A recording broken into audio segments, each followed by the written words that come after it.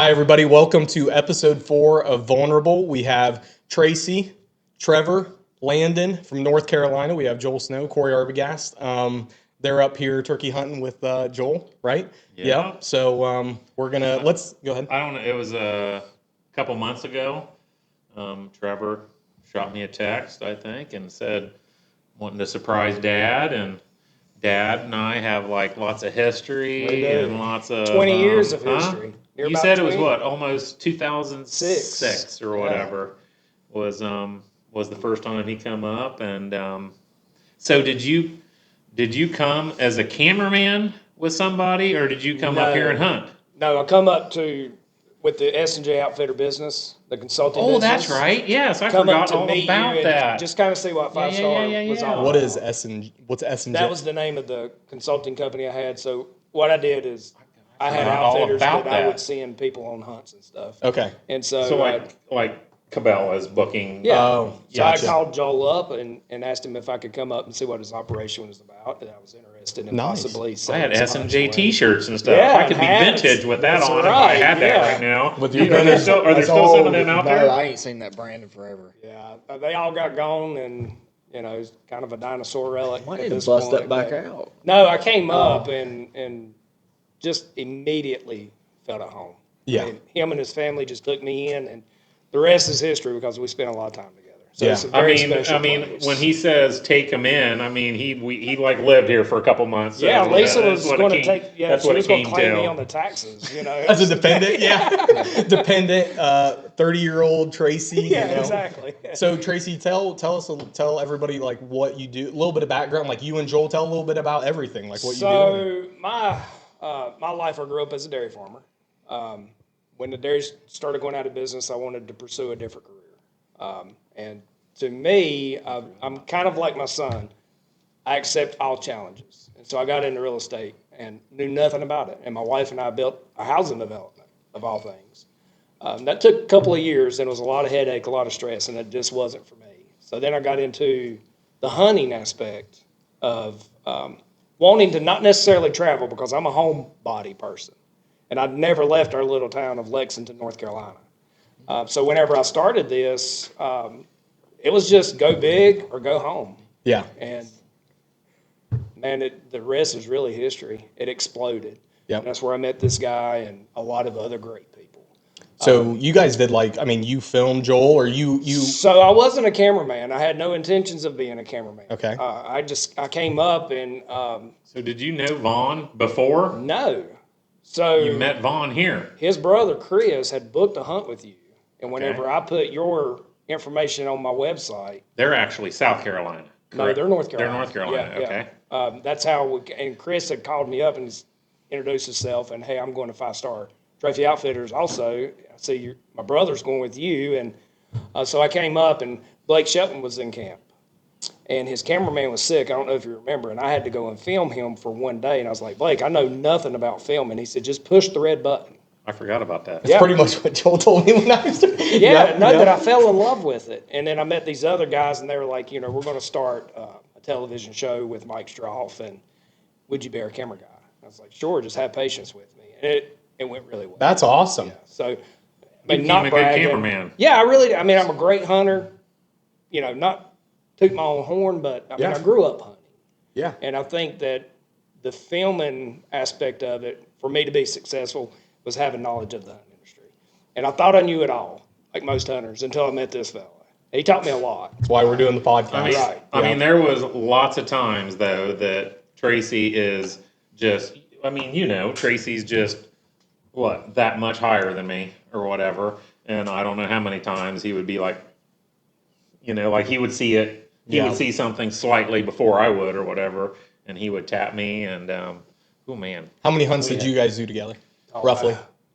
10 at least. I mean, Where- we did 10 elk. plus. Where is all Turkey. that film? I cannot I know they used to be on DVDs. I can only find 3 of your hunts. There might be 3 or 4 on Hunt Masters. Yeah, I think there on, is, yeah. on Greg Ritz's. Gotcha. Okay. Yeah, there might be some on Greg Ritz's on Hunt Masters. I television.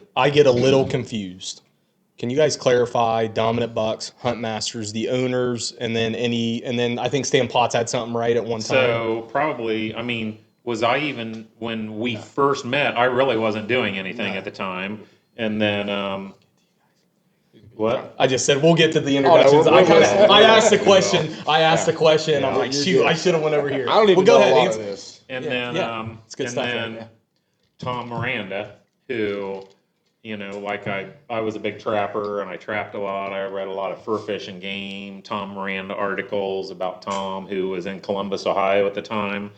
And pretty much about the time, a couple years after Stan had hunted with me, Stan had said we got some stuff in the works and everything. And he introduced me to Tom. And then Tom Miranda was going to do a Matthews solo cam show with some of the top bow hunters in the United States, and he provided us with camera packages, and whether we took a cameraman with us or not here or there was okay, but he gave us camera packages and wanted footage in return. That's where the solo cam you were kind of a Matthews solo cameraman. I mean, was solo cam developed by Tom Miranda, or because I never heard of that's like that. I think it was. That become a big thing because then I do believe that he may have been a part of that becoming the solo cam. Now it's like, okay, you kill big bucks. Now solo cam kill big bucks. Right. That becomes like kind of the next step. And it was, he gave us all the packages. We may have had a couple little classes, kind of educating us on everything and what he wanted. And, Trevor and I kind of talked about it, that as far as back then, Tom was all about the B-roll, the filming and the putting stuff together with everything, the different camera angle, camera point. Yeah. And, and now so much on YouTube is just live and they just roll with it and everything. If you read the comments, it's a little different. Yeah, if you read the comments about people like the public hunting guys and like those guys that are just real, that's what people want now. They want to see the mistakes. They want to see it from start to finish. They want to see the real stuff. Well, what's the I'm face? old school. I kind of like a little bit. I like That's a little bit. the first thing he did. As soon as Landon shot his turkey, we got to do some reenactments. Yeah, he I'm wanted like, to do some reenactments and some. I called everything. I didn't even stop recording. Yeah, we're good. Do you like that, right? Yeah. Yeah, that's big in our generation. We want to. That's why I was kind of talking to Joel about is people want to see the mistakes. They want to see when you admit, right, Chris? Oh, yeah. Chris is back I there agree. shaking his head. Oh, yeah. Yeah. By the way, Chris, can you show your camera view now that we finally episode 4? Give us a wave. Yes. That good-looking Chris son is of a on bitch. camera. There he is. All right, bring it back over here to the. Hey, Yeah. so post at the end of the show, the good-looking son of a bitch is going to hold up his deer. So Yes, all right, there we he go. is. Yes, Buck from Yes, last he year. is. That'll be at Nice. the end of the show. Yeah. So roll into. Yeah, that's what I was these going two. to say. Trevor and Landon. Tracy, did you say your last name? Laws. Laws. Yes. That is a badass Yeah. name. It Isn't comes it, with the though? beard, dude. Yeah. I'm What? telling you. Not that he follows it, but that's his last name. Oh, man, I'm off the line. No, but I got these youngsters started in hunting very early, and they can Yeah. collaborate with that a little. We know Trevor has a lot of, once again, the Yucatan and the Hawaii story. I can't wait to hear these stories. But go ahead, Trevor, introduce yourself. My name's Trevor Laws, and Bring I your hands. do a lot of turkey. Sorry. I do a lot of turkey hunting. I just kind of fell in love with it. I'm not sure when I really took off. He killed his first turkey at 5 years old. Oh, No so he killed one shit. before he come here. Yes. 5 years? It couldn't have been more than one or Yeah. two because I thought I killed my first turkey here. No, your first one was in Virginia, and then your second one was here at 5 years He old. killed here at 6. Killed here. At I 6 killed like years old. 10 out of state before I ever killed one in North Carolina. Huh? Yeah, it wasn't on purpose. Right. I mean, it was just something that just kind of What? happened. Yeah. You killed 10 turkeys out of your home state before. I mean, I'm just roughly guessing. yeah, I mean, roughly. But yeah, but you I mean- killed a bunch out of state before. So Yeah. why did that happen? I don't know. I think I it was was more or less fortunate him. enough to be able to take him on trips. This was before Landon was born. Yeah. And I was blessed to be able to take him. I had great friends in other states that said, hey, why don't you bring your kid down? Yeah. Yeah. And What's the age difference? 4 years or 5 years? 5 years. 23 and 19, right? Yep. I remember. See, I got these introductions. Good down. job. Good. Yeah. Yeah. So you were traveling, Landon, while you were taking a nap, which I don't know how you're napping with him banging the pool tables over there. Dude. He was saying that you're traveling all over the place now, turkey hunting. Yeah, this year's been a grind. So last year my plan was I was doing the Grand Slam to go ahead and get that out of the way because I'm I guess they call it chasing 49. Not necessarily doing it on purpose. I'm just kind of taking that part slow. But last year the plan was I wanted to get the Grand Slam out of the way and not be chasing that because that. So when you takes say up, chasing 49, are there turkeys in Alaska or there? No. So No because of the turkeys in darkness. Alaska. can you they can't handle the explain? darkness. Can you explain the Grand Slam? Because a lot of know that. people, some people don't. So on this, like we try to talk like we call it elementary to PhD. We do. So we try and because cover you all have new realms. listeners and so or people that are new to hunting. So go ahead and tell us what the Grand So Slam there's is. 4 species of turkey in the U.S. So you have the Rio, the Osceola, the Merriam, and the Eastern. Obviously, we come from the Eastern in North Carolina. Osceola, the only place you can kill it is in Florida. Is it South Florida? Is it South Florida or North Florida? Well, the true Some Osceola is- sort of a line about I think I was on two-thirds the of line. Florida or I something. think where I hunted was on the line. Yeah. And then Rio I killed in Kansas, and then you go out west and kill the Merriams. So I found myself last year. I'm fortunate enough to have a really good job where I can just and I don't have a lot of bills. I mean, I live like I'm homeless. You can ask him. Literally, I'm telling you, I Ask live him. like I'm So homeless. this is freaking awesome. So he stays in Walmart parking lots in his truck, and he has a Planet Fitness membership, so he can take showers Smart. at Planet Fitness. Smart. Planet Fitness. Dude, Shout you're out Planet dedicated. Fitness. You're dedicated. Man, it sucks. No, it's been. I love that. That's awesome. I mean, do you love is. turkey? What's Planet Fitness? $25 a month, or Oh yeah, and you can take a buddy with you, like for free. Like it so doesn't. you too can go shower. Oh yeah, yeah, and yeah. Well, no. Well, comment. But no. So and then for whatever reason, I feel like there's always a Dollar General.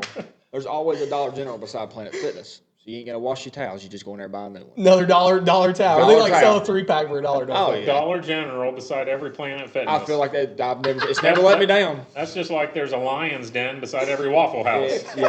Oh, and Waffle House is a big one too. Waffle House keeps me alive. Yeah. That's going viral right there. Waffle House is I love Waffle House. So at an early age, I knew that Trevor was going to be something special when it comes to the outdoors. In his background, he was the youngest person in the state of North Carolina to have a commercial trapping license, meaning that his name was on the website and other magazines where people, farmers, or whoever was having nuisance control problems could call Trevor. Now he's 13 years of age. Hey, Professionally. shout out to Trapper. Trappers, Shout out to my I tell chauffeur. you. Yeah. My chauffeur. Yes, and so That is awesome. And I knew nothing about trapping. You didn't? So He he's taught me. So he's running trap lines at 13. He's commercial. That was my job. That's how I 4:30 made every money. morning Yeah. before school, he was on his 4-wheeler running a 3-mile trap line by himself. Joel, we need to talk to Trevor a little bit more about everything. He's amazing. So how Dude, did, he knows more about it than I do. I And feel bad. how Landon did is you get onto the equally trapping? as, I mean, How'd you guys get onto the I trapping? had a neighbor, Lacey Lacey Snyder. that I don't even know how that ended up happening, but he trapped. He was a big trapper. And then it turned into basically everybody that trapped in North Carolina was associated with it. And then that neighbor, he taught me quite a bit. He taught me a lot about water trapping, which kind of got us into it. I was, fortunate enough to have. I was the opposite. I was land. That whipped my ass. But you basically, whether you think it or not, you learn from somebody else. I mean, I did too. YouTube was a big thing. I mean, I was pre-YouTube when I was Yeah, trapping. you learned the hard way. Yes, Yeah, yes. or from somebody. Who'd you learn from? Jim Bodemiller. So I mean, I read and books and everything, and don't ask me. Nobody showed me anything. I just was very interested in it and infatuated with the animals and the trapping and then it's like I felt I wasn't very good, and then I asked to ride along with this guy who was way older than me, and then next thing I know, I'm riding, checking traps with him, and he starts giving me tips, on how to stable the trap and how to use the stake to set my lip or set my jaw on, and it's a lot tougher out here because it freezes a lot more than us. Yes. So, I'm assuming salt was a big thing for y'all. I was using antifreeze and dirt. Yeah. Yep. I was using like antifreeze. Or wax dirt. Wax dirt was Kind of. That's basically what it was. Yeah. It's been so long since I've been in the trapping game. I just can't. I can't. But I mean, we kind of talked about how I think trapping made me a good hunter. Yeah. Would you not agree? Yeah, Yeah, it I mean, helps. I And think- then so where trapping helped me a lot, and then him obviously was the whole door knocking thing, door knocking, talking to people. He's a door knocker. Yeah, which relates. Oh, I believe it. Now I'm listening. I believe it. Yeah, it relates to people and the business that I'm in, and talking to people like you could talk to anybody and sell anything in a sense. So do you mind saying what you do for a living that allows you to do this? Yeah, And you so don't I have run, to. No, you're good. So I run a heat and air service company where I say that it's just me, and then I run a crawl space and insulation company. That's So- pretty much just me and him. What's your so if you want, say your hometown and the name of your business. I mean, Yeah, I'm in Lexington, North Carolina. and then the name of the business is? So the service company is LPS, and then which is Laws Professional Services, and then the crawl space company is Everything Crawl Space. Nice. Good. So, Good. and it's been fortunate, which I worked my ass off for 9 months out of the year, so I could take his 3 months and just go wherever Yeah. the hell I Yeah. want to go and what do it's whatever. about. Yeah, That's awesome. So, but like I'll kind of wrap back around. I live like I'm homeless. The only payment I have is I have a $400 rent payment, and then I have a $800 truck payment. So no girlfriend, I'm assuming. No girlfriend. Ever had a Other than girlfriend? that, I got a dog. That's Yeah, the closest dog. thing. Yeah, that's the closest thing to Yeah. what I have at home. I mean, that's. I was gonna say I got a wife. He's got a wife. Tracy. wife, yeah, yeah. I mean, I know it kind of gets a little sticky, right? With the Yeah, you see, I can't don't live have to that do way. it. And Yeah, no, So- I'm soaking it up. Oh yeah, I mean, the whole background. We could probably talk for 4 days just about the three of us and our lifestyle, because my wife is a banker and she is always dressed perfectly, everything. And if people that know her and know the three of us, It's like Kim Kardashian when 3 rednecks. Yeah. yeah, they're Yeah. like oil and water right yes. there. Yeah. Yeah. And even though she's a businesswoman and she portrays herself as that, don't let that fool you, because she's country as well. I'm just imagining like walking down the street, the walls are coming, you got high heels. And Oh, dude, it's me in overalls and Crocs, and then it's mom dressed in a Oh. dress. Like, So Crocs. before Landon goes, we need to talk about Crocs. y'all need a sponsorship from Crocs. Huh? What's Y'all the are deal with the missing Crocs? out, He was dude. telling me about. What's up? Just- Superstition? I had no, That's all he I had wears. no idea. I'm Dude, I don't talking even have. 10 degrees. I don't have boots. You don't wear. What do you mean? Like it's It just doesn't bother. Like I like so I do a lot of. I find myself doing a lot of walking, and boots are just not for me. I get tired quick, and your feet don't get cold when the temperature goes down. I mean, I mean now the only time I like wear socks, like right now, I got socks on. But when I have to wear socks is when I'm sitting in a deer stand. If I'm sitting still, my feet will get cold. But I'm talking like when You're a we're trip, doing Trevor. You're when a we're trip, doing deer dude. drives, and I mean it's 20 degrees outside. you've had to take a stick in the side of the foot through a hole Oh, of a God. Croc. No, was it yesterday or this morning? No, yesterday when we were turkey hunting. Yeah, it was yesterday. Because bean fields are It's are tough on fierce. Crocs. Yes. Yes. Bean Trevor- fields are like. Yeah, well, he was behind me and he's like, Dad, stop. And he put his hand on my shoulder and he took his crock off and he poured a thorn that was a ½ inch long out of his foot. Like it was nothing, put his crock back on, said, let's go. And we immediately got to a mud hole and he's just like walking through the mud. And me and Landon's over here trying to tiptoe. We have on boots, but didn't want to get muddy. Yeah, that's why I feel like that's why I got my shoes on now, because my feet are dirtier than if I take my shoes off.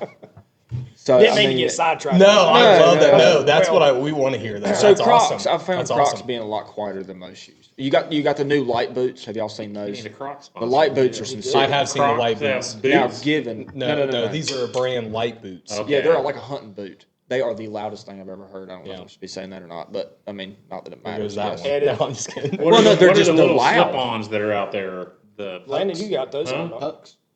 Oh, those are Hucks. Those are Okay, not bad. yeah. They're hot.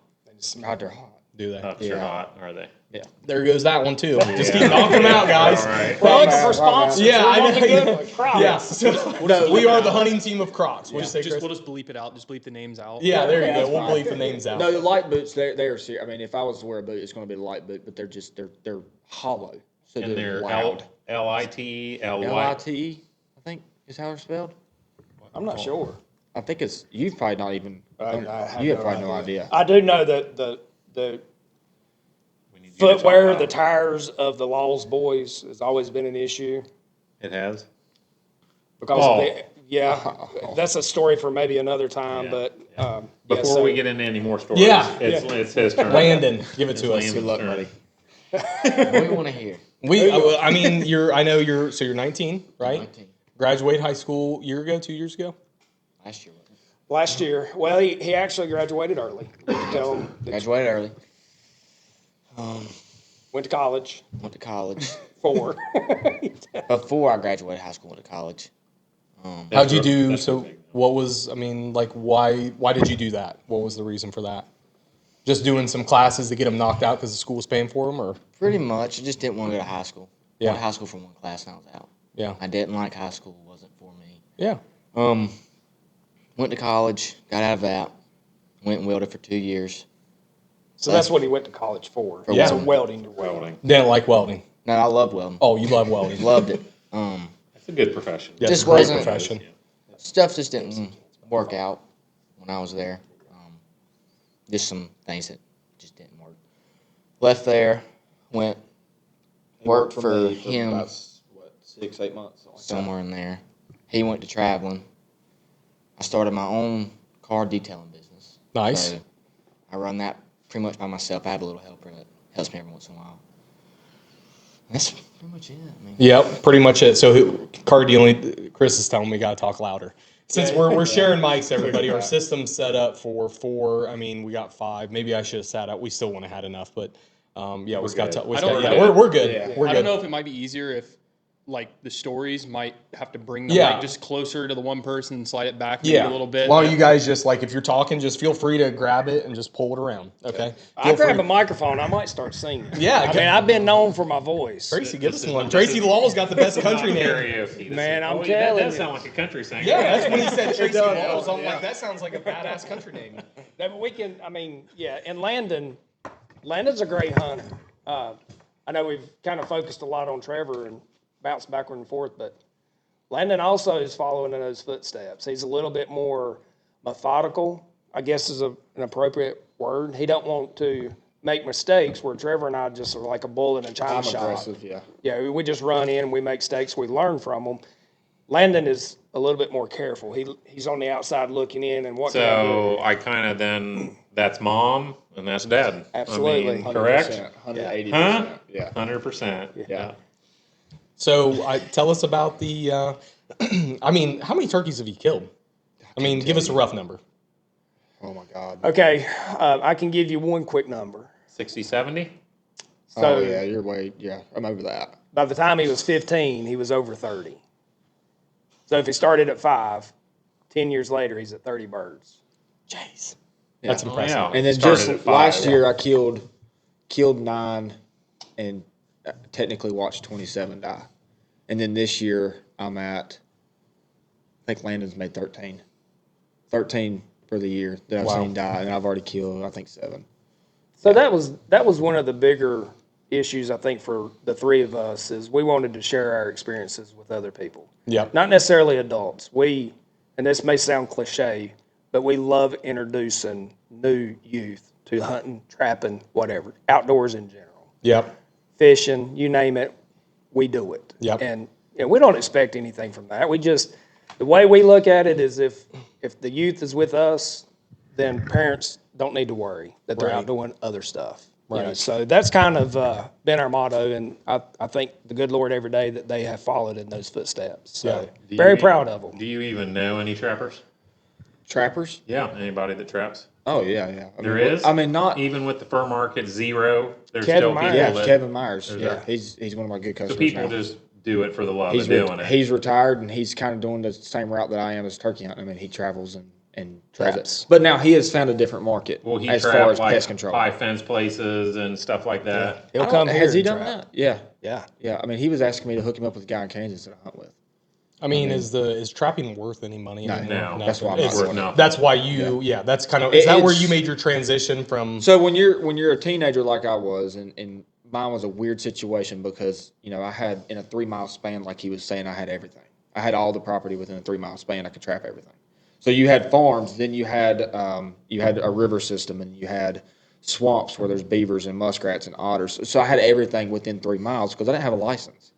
So here I am. I'd have to go at 4:30 in the morning and rip the roads in a 4-wheeler, and that's how I done it. And I had a dog crate strapped to the back of the 4-wheeler because we did the live market, and I'd catch a coat and I'd put They him were in selling the. stuff live. That's the same thing I was doing too. That's where the money I was. see. I didn't know that was illegal. I know That you. was I the didn't only know way you- to make He money. said it was it basically their state made it so hard. The restrictions The on the live restrictions market. were so bad on the live market that they basically were trying to do away with it. Yep. Gotcha. And then me, I wasn't.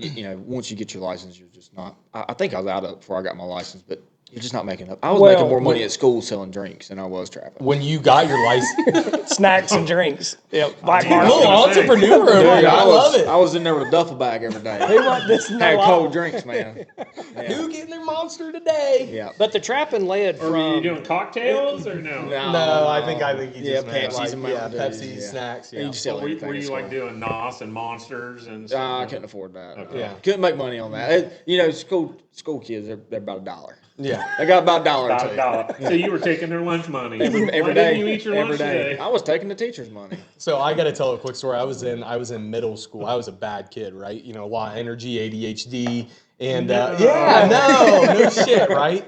And so they gave me a job. You know, did you guys have like a study hall or like a where like one period was just doing homework? Boy, if they did, I wasn't in it. So they gave us a one period, right? And like I was always around, right? So they gave me a job called Cart Mart.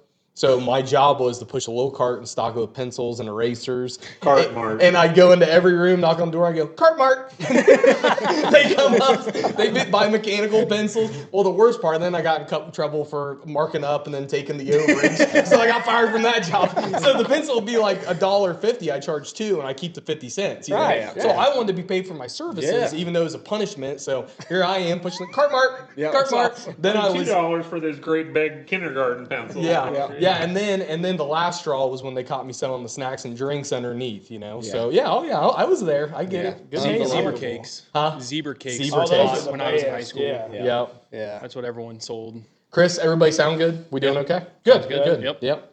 So, did we explain the Grand Slam? No, I don't think I got We to got that. sidetracked. Yeah, let's explain the Grand Slam. Okay, Let's get so back to that. I'll kind of rewrap. We're So having fun. You got the Osceola, Merriam, Rio, Eastern.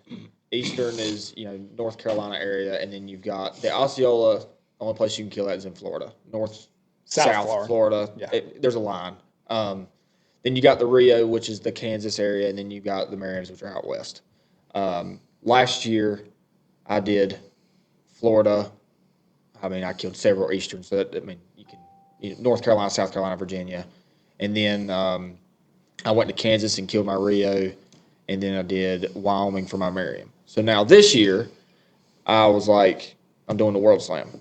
Like, I want to go ahead and get that out of the way because So real quick, so it's four different turkeys in the United. It's In the Yes. United States. 48 lower. Yeah. Okay. And then now go into the world. you've got 2 in Mexico. So you have to have the Grand Slam to have a World Slam. So you do your Osceola, Eastern, Rio, and Merriam. Then you go to Mexico and kill your Oscillated and your Goulds. So now, with that being said, the Oscillated and Goulds is typically like an April, May hunt. I know the Goulds is pretty much typically May. And the oscillated is in one place only. One place only. That's the Yucatan Peninsula. I mean, as far as my understanding is, I'm there's pretty not. sure that's it. I fly by the seat of my pants, so I'm like, okay, Yucatan, that's where I'm going. So I mean, how are you flying there? You driving there? What No, are you you're doing? flying. You're flying. Yeah. So Yucatan's probably like by the Mayans. Like I mean, is that it down, is. down, I've seen the mines. While down like real far kind of south? we were in some city. It was. I don't remember. I ain't even gonna try. I can't say it. No, anyway. you're good. Yeah, But yeah. he So- went by himself. Yeah. So that was the biggest thing, and then like right now it's 2025. I mean, they can watch this at any year, but the cartel's a big thing, and he is a big news guy that freaks out about everything. So by the time It's serious. I booked the trip for, I think it was early May. The Oscillated was early May. Well, then Mexico, for whatever reason, decided we're not doing a May season this year, because typically it's February, like end of February into March, and then it quits, and then it goes into April, then it goes into May. Hell, it may not even quit. It may just be 3 months long. Well, they took the May season away. So this guy that And this was 2024. No. it was this well, year. I mean, This was I was it. booking it in 2024. Okay. So- So you were booking in 20. Yeah. The problem was when I called the guy to get everything booked, he's like, I'm booked out for 2 years. I was like, well, I'm by myself. Single, rolling. Like, if you can slide me in somewhere, be greatly appreciated because I want to do this in 1 year. And he's like, I just don't see how it's going to happen. So I just kept bugging the shit out of him. And it was like middle of summer sometime. And Somebody has to back out. Yeah, so I just so happened to text him. He's like, well, I mean, I hate to say it, but, he said, there's a guy that come down with cancer. He can't go. He said, if you want to take his spot, come on. So I immediately sent him the money and was like, lock it in. And this was he spoke. Yeah, he's from English. Arkansas. So this was a booking guy. Yeah, probably a booking thing. Well, I mean, it's not necessarily a booking thing. I mean, he goes out there quite regularly. I mean, he is just locked in with them. So they let him hunt for free if he brings. More than guys likely. I mean, he's booking all their something people. like that. All their people come from him. So Joel was saying, was it down the Yucatan? Was there something going on in the Yucatan when you went? And like, was somebody you couldn't understand, or what was going The on? English barrier was So they real. got a translator, but the translator don't hunt with you, so it's chaos. and it's like their style of turkey hunting is a little bit different, at least with the people I went to. These people are kind of like me, rugged as shit. Like, they got guns, they got turkeys, and they got blinds. So you went with no gun of your own. You're using their there's stuff. no taking. You could take a gun into Mexico, so I was, because the problem was when I got there was That's a whole other can of worms, isn't it? yeah, and they can't transport them from city to city. So that where the guns are at, that's the city they stay in. So I'm not going to say any names as to where I was at, but we was having to smuggle them in the engine bay of the truck to the different city we was going to. So we're going to the, and I didn't know this. This was unannounced to me. I didn't know till we come back and we were flying out, and he opened the engine bay and was taking gun parts out. They're just doing what they normally do, and you're just going along, probably. Yeah, I'm just right? like, because the thing was the guy called me. He's like, hey, you're going to be in camp with 3 other people. He's like, we've got 2 guns. I was like, well, let them shoot first. Like, I'll scratch one out at some point in time. And he's like, okay, whatever. He's like, but he said, if you've got 2 guns that you don't really care about and you can bring, he said, we can do the paperwork and bring them. I was like, yeah, that's fine. He's like, but, it can be lost. He's like, so don't bring anything nice. So I was taking Dad's gun and I was taking my Benelli. So he said, I'm taking Dad's gun. Yeah, bring the Sears and Roebuck, not the Benelli. I didn't have the Sears and Remington. Roebuck yet. So that ended up, he ended up calling me. He's like, we got it figured out. Well, the figuring out part was smuggle them in the engine bay to the jungle. So I flew into Yucatan, which is where we were going to be hunting. But so with the oscillated, they get issued tags per farm. So let's just say Joel has a 500-acre farm.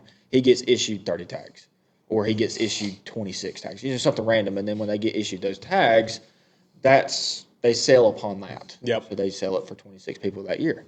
Everybody typically gets their bird. I mean, it's pretty easy. Yeah. So the way they done it, and the way I understand it, I could be completely wrong, was these 2 guides teamed up. There was one that was like 5 cities away, and then there was a guy that was in the Yucatan. So I guess with it being so early, I didn't explain that part. So when they canceled the May season, he called me. He's like, the only time that I can go is in February. He's like, and this is the dates. He's like, this was like January when he called me. I'm like, yeah, let's do it.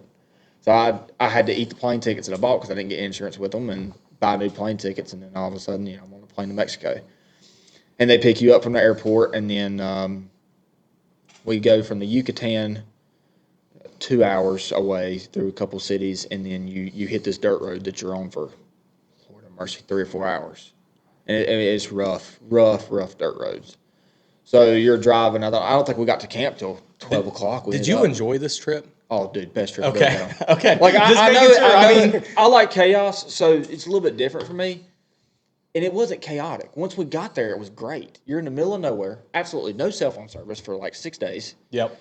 And then it's just, man, they're riding on Harley Davidsons in the jungle. Yeah, he said he got there in the middle of nowhere, and there's two Harley Davidsons there. Yeah, like you two Harley pull up, Davidsons. and what we were staying in, from what I understand, is they want you to get the experience. They don't want you to be comfortable.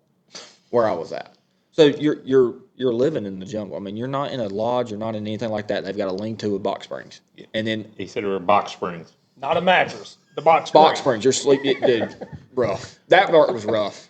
But what surprised me was there was no bugs. No bugs. No bugs? I don't think I had a spider, maybe. Like, no bugs. No, nothing. No thermocells, no bug spray, no nothing. no shower. So are you hunting by yourself? Or? No. So you have a guide, and out there, I don't think they have the resources that we do. I didn't really understand that part either. They have like single man blinds. Well, single man blind with two guys in it elbow to elbow, it's pretty tight. It was, and then there's not a language barrier because you ain't got the translator with you. So he's speaking Spanish. Or speaking, yeah, not a lick of English, nothing. And so I'm like handing him a rangefinder, and he's just sitting there doing like, yes. Why did you I've have Two never hours. seen a rangefinder. Yeah, they've never seen that. So I'm just giving him all kinds of shit, giving him dips. He's like, what is this? He put a dip in. It's an experience for him, just like it is for hell you. yeah. And they're burning cigarettes as fast as they can get them. I mean, like they took a trip back to the city on the Harley Davidson to get cigarettes. They ran out. Like, But like 2 or 3 hour ride on a Harley to get cigarettes? one way. My God. And this is not I say a dirt road. This is like rocks, not gravel, like rock. Which Oh, is hard to ride a Oh motorcycle yeah, on. you dump a bike easily. Oh my gosh, dude! And they're They're double. getting it. There's two on there. There's two on Yeah, no helmets, no nothing. They're just stroking it on a Harley Davidson through the middle of a jungle. Like it's just crazy, man. What It's a different the hell? world. This is wild. Yeah, and you're hunting sorghum fields, so I was pretty miserable for the first 2 or 3 days because Like sorghum grass, you talking about like what sorghum fields? I don't know what It's sorghum a seed fields like are. a mile long. It's a it better. milo. Yeah, it's about yay tall. Okay, yeah. So we're hunting on the outskirts of it, and for whatever reason, now we're hunting over corn, which is completely legal out there. You kill them any way you can get them, and Okay. that's what you're there to do. You are not there for a turkey hunting experience. Now, given in April, they will do the same thing that turkeys are doing. They have Bluetooth speakers, and they call it singing, and they just gobble. They only gobble to them. So it's different, man. But the time of year that I'm going, they're not really responding to calls. So you're either killing over corn. So like the hunter doesn't have a call, he has a Bluetooth speaker. Yes, like it's not the little JBL. It's a damn like mosquito killer type speaker. Like it's sitting in the middle of the field. And it's just sitting there. So it's They out put there grass like on a it. coyote call, a coyote call. And they play it every like 2 minutes. So you're sitting there listening to this just wild. And what's the sound. sound like, or what is it? Yeah. I got to show you. It's not gonna make sense, but I'll show you. So I mean, I'm confused. Are they not like making? They're not like. No, not when he's there is down. none of that. Yeah, there's none of that. You could probably look up the video on YouTube. Okay, so got I just don't know that about. So they make different noises. Right, They're and they don't have beards. And they kind of all look the same. Like so- the males don't oh, have so you beards. got to make sure you know what you're shooting. I'm gonna play it.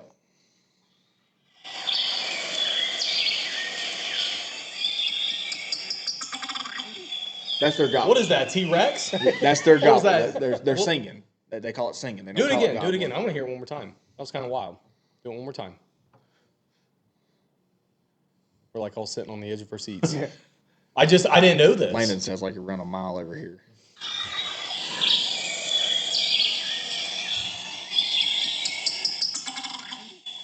It's just Kind of wild. intimidating. So I heard- Chris, you can't see the neck. It goes, tick, tick, tick, tick, like lets out some.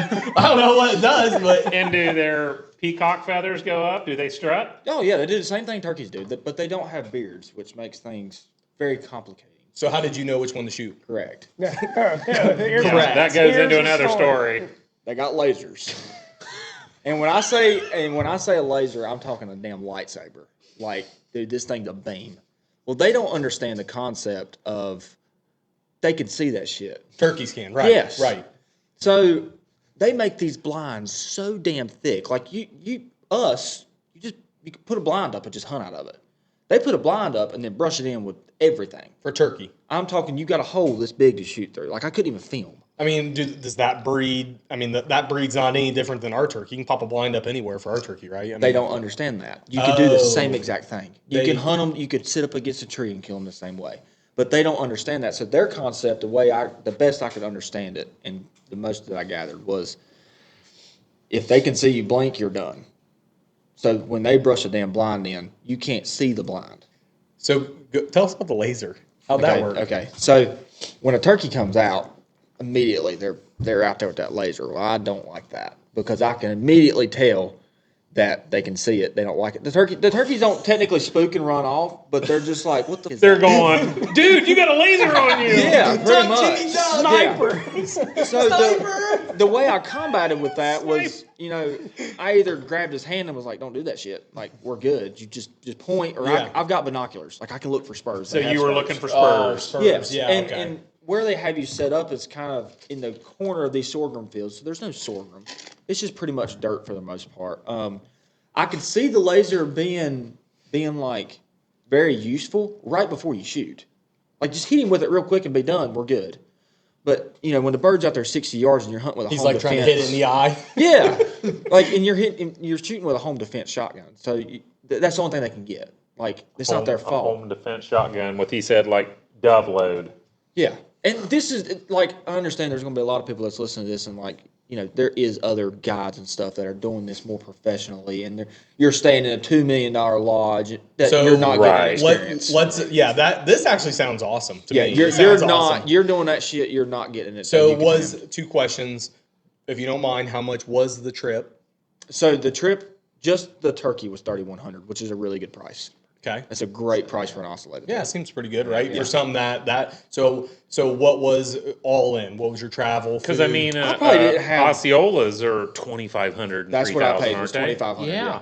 So, man, the plane ticket may have been like, and that was with the $700 license. That was license included, $3,100. Okay. So you don't pay nothing else, and then you got tips. Yeah. So you're like $400 maybe. I think that's what we tipped everybody. So, paid so $400. $5,000, you got an oscillated turkey. I mean, Yeah, Yeah. I mean, highballing it. Yeah, Yeah. $5,000. Was there anything that made you feel like you weren't comfortable when you did the trip? No, he not said at all. it was like he was at home. Like, Yeah, that's like, the way the town was. Once you and, get to the jungle, I mean, you're in the middle of nowhere. Like, and it's crazy because you're riding around. There's just honeybee boxes everywhere. So they do sorghum, and then they farm honeybees. Like, So you didn't like stumble up on cocaine fields or nothing like no, that? well, no? no, we didn't do a lot of riding around. Pot farms. We wasn't, we farm. wasn't searching for Cocaine it. fields. We wasn't searching for it. If there was something like that, I'm sure they probably knew about it. And Yeah, Yeah. stay keeping clear. it- yeah. But no, where we were at, so the Yucatan, from what I was told by them, was the Yucatan is where the cartel's family members live. So it's a safe haven. We wasn't in the Yucatan, so I don't know if that applied outside of that area, but you also have checkpoints. So cartel just can't, you see the videos of cartel riding in the back of the trucks and, you got the machine guns and all that shit. They can't come into these places. There's checkpoints. There's only one way in, one way out kind of thing.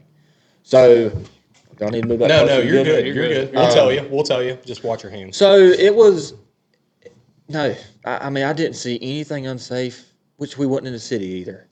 Once you get to the jungle, you're pretty much there, and you Yeah. leave straight from the airport, and you're straight to the jungle. Jungle. No, But my that's wife awesome. and I and Landon, we were. He was the problem. Nervous. Oh, I mean, because the last text that I'd gotten from him is, "I landed in Mexico, love you," and that was it for 6 days. We bought air tags to put in his luggage and stuff. We couldn't get the damn things to work. I couldn't track him on his phone because he didn't have service. Yeah, So my because I wife mean, and things aren't real good relations right now with No, everybody. yeah. We're shipping No, back, no, and no. yeah. And I'm worst case scenario, so So I'm sorry. When was this trip? February. February. Last week of February. Gotcha. So I keep going back to it. I'm missing. Did you get your Grand Slam in the States? Did you complete that Last year. Yes. I'm doing it again this year. So okay, and then did you get your international Grand Slam? The World World Slam. Slam. World Yeah. Slam you got last So year. my last bird is actually, what's today? Today's Tuesday? Wednesday. Wednesday. So the Gould is going to be your Yeah, last so one. we get home tomorrow, and I leave out Friday morning for Wyoming to kill my Merriam. And that'll then complete that slam for this year. that's my Grand Slam for this year because when I went to Hawaii, it's a Rio, so I killed a Rio. Now this was not a plan this year to do a single season World Slam at all, but when I went to Hawaii, I killed a Rio. When I come home, I was like, screw it, I'm gonna go hunt public in Florida. I went to Florida public and killed 2 Osceolas. I'm like, well, shit, I'm gonna kill an Eastern. I might as well kill a Merriam, and then I'm going for the Gould. So the really only thing I was missing was the Merriam, so I booked a trip to Wyoming and was Leaves out Friday. leave out Friday. Anybody, you going by yourself or No, I've actually got a group of buddies that are going where I went last year, so I just chimed in with them. So are you like? I mean, he's got to be like probably one of the youngest, maybe I don't know, youngest No, to do this or no? I would have been. I think the youngest to do the World Slam was like 23 at the time. Like some of the people that hunt with me with planes and stuff, they do it every season. Yeah. Yeah. Well, yeah. I'm loving what you're Every doing. This is season. awesome. Isn't it awesome? Yeah, I'm this doing is it, awesome. yeah. I mean, you're doing it completely He's doing it different. working man style. Yeah, you're doing it Yeah. working man Yeah. style. I mean, plain land shoot different than Right. Yeah. you know, And don't get me wrong. Harleys. Yeah, don't get me wrong. Some places are like that. You know, when I did it guided last year, I did that. I did it on purpose. Because to have a true Grand Slam, you have to do it in 1 year. If you don't, it's called a slam. Yeah. So I'm like, I want to pay for this and get it out of the way. I'm not trying to do this public bullshit because I don't know how to hunt public like these guys on YouTube and all that stuff. You can watch it all day long. It's completely different than when you go do it. Yeah. Hunting public, the 90% of that is knowing how to get on the public and hunt the public. I've heard I've never hunted public, but they say the deeper you can go, the better. If you're willing to go deep, you'll do okay. But the right? laws and regulations are just absurd. Yeah. I mean, when I went to Hawaii, you know, I know I'm all over the place, but No. when I went to Hawaii, you know, I did public out there. I ended up getting I killed one bird on public, and then I ended up getting a piece of private and killing two. Like, I'm not going to say what piece of private I got because it's going to point fingers real quick. Okay. Yeah, I can't. I heard. can't. I knew that I'm not going to say anything, but I Yeah. heard there was kind of a cool story It behind is. that. It's too. very cool. But yeah, if we I don't have to say talk. it, Yeah, no, there's- that's fine. That's fine. there's- Yeah, we don't say it. It's going to narrow it down really Yeah, quickly. yeah. So, yeah, I can't say it, but because I'm going back. Anyways, Was it easy or fun or both? once I got the private, yeah, I mean it was pretty simple. Yeah. I mean, God, I love to talk about it. I just can't. Yeah. I No, can't, that's I okay. can't really That's say okay. anything about It's it. because I mean, he's, they're like strutting by his car, and so. Yeah. Yeah, I mean, and the thing of it is, I'm gonna get a drink. Trevor's never met a stranger. You know, he's a lot like myself. Yeah. We're just friendly with everybody. No, you're good. And so that was he was texting me. He's like, "Dad, I'm gonna go find some private." Yeah. And, you know, ask and And next thing I- basically, what he found was from the locals, there's really nobody hunts and nobody hunts in So Hawaii. that's what I'm a little confused is you have to go to Hawaii to get one of those for your Grand Slam, right? No. Oh, you don't. You don't. that's for the no. 49 states. Oh, that's for the 49. and states. really and truly, the only reason I went was because of Mom. She wanted to go. So how many people vacation, right? Yes, so correct. how many people have done what's the youngest the person's ever done the 49 states? Oh, dude, it's like 7. There's only some 7. No, there's like 7 years old. Oh, what? Jeez. Yeah, I mean, people are just dude is- 7 years old? It's crazy. I could be completely wrong on that, but I mean, I'm pretty sure. was Chris- his dad taking a stroller out or Chris something? has got it. like- He's got ChatGPT up. Fact He'll, check. Yeah, he'll fact get check it. that. Fact check this on that one. All right. I'm gonna But get like you said, it's just not been what are you mixing this with? something that was planned. Your Milos. Okay. So, here's a question so when we were with Sean in around Russell, Kansas and stuff, we I think, are there areas where you could push up towards Nebraska? And I think there are areas where there are Hybrids. a Miriam, a Rio, and an Eastern where they're yes. all there almost. That's what I I did. did there- not go there. Huh? I Because in Russell, Kansas, I bow killed a Rio with Sean, and there were definitely different colored fans out there. Yeah. There were Easterns, Rios, and hybrids. I did were not out want to go there. I didn't want to be put in that situation. Yeah. Because Eastern strolls in there, I'm killing him. Right. Yeah, right. I can't take Yeah. it. So, but if you push up a little bit towards Nebraska, you can North find a Platte, Miriam. Yep, in the southwest And the North corner. Platte's in the southwest corner, Yep. yeah. Yep. So, in other words, if you're around the North Platte or south of the North Platte River, you could possibly find a Rio, three. Eastern, a Miriam, all three. Yeah. Yeah. Or a hybrid. Or a hybrid. Yeah. So I get it. So, I went to where there was pure strains. correct. So when you're trying to do the slam, you probably don't want to be in the hybrid. Well, realm. and because Yeah. and the reason for that is the National Wild Turkey Federation. When you register these, they want to know right where you killed it. You got a tag And number, they got a map. tag number, counties, like exactly. You have to put picture proof of the bird. Like they don't just give you a pin saying you got your Grand Slam. Like you have to prove you got your Grand Slam. You can't fudge it, especially with the tag numbers. Probably a lot like the deer. If you're going to enter your deer in a book, you got to have proof. of all, Correct. you know. Yep. Yeah, it's the same thing. I mean, even with the 49 states, you got to have a tag number from every state. I mean, and it has to be punched. You can't just give them a tag number. So, I mean, that, to me, I still think that's cool because you get something on paper. They sent me, like, certificates of every bird they gave me like these hat pins. It was like a bronze pin, which I've got on every mount that I've got. That's saying, hey, you got a Grand cool. Slam. Yeah. Very cool. We didn't realize that the Vulnerable show was going to be a biography on Trevor. No, it's all good though. I mean, I talk about it all day long. Yeah, Yeah. I mean, we got. I know so it's many- cool. Yeah. It's different, that the public is what's, because I know I'm going to have to get into the whole public game, which I know I already have, but to be able to do this stuff at a reasonable price, in some states it makes sense to just pay. Like, an example is, Yeah, the public hunting game is totally, yeah. there's And there is places- not a lot of, you pretty much need to go to southern Ohio area around here there is not much public hunting around here. Yeah, and you're fighting people. Like Hawaii is supposed to be one of those places. I don't know if y'all have ever heard of Dave Owens or not. Dave Owens is a big turkey hunter, just does public. Okay. I talked to him when I was at the National Wild Turkey Federation convention, and I hadn't went to Hawaii yet, but I was like literally leaving 2 days prior. So I talked to him and was like, do you have any pointers? And he's like, basically what he told me is like shooting fish in a barrel. Well, that was the case when he went. And I'm not bashing him by no means, but when the YouTubers start going to these places and they start explaining, they don't even have to say it. When you start showing videos where you're killing 9 birds pretty quick, pretty easy on public, there's no hunting pressure. Right. So, a bunch of these people who have the money to go, which it is very expensive to go to Hawaii, but when you have the money to go, that's just one of the things because it comes in, it's the first season that comes in, it's March 1st. And, 1st. you can get in the game early and start your season there. You can start it in South Florida. They're March 1st as well. So it's either South Florida or Hawaii, or you're waiting 2 weeks for the next season.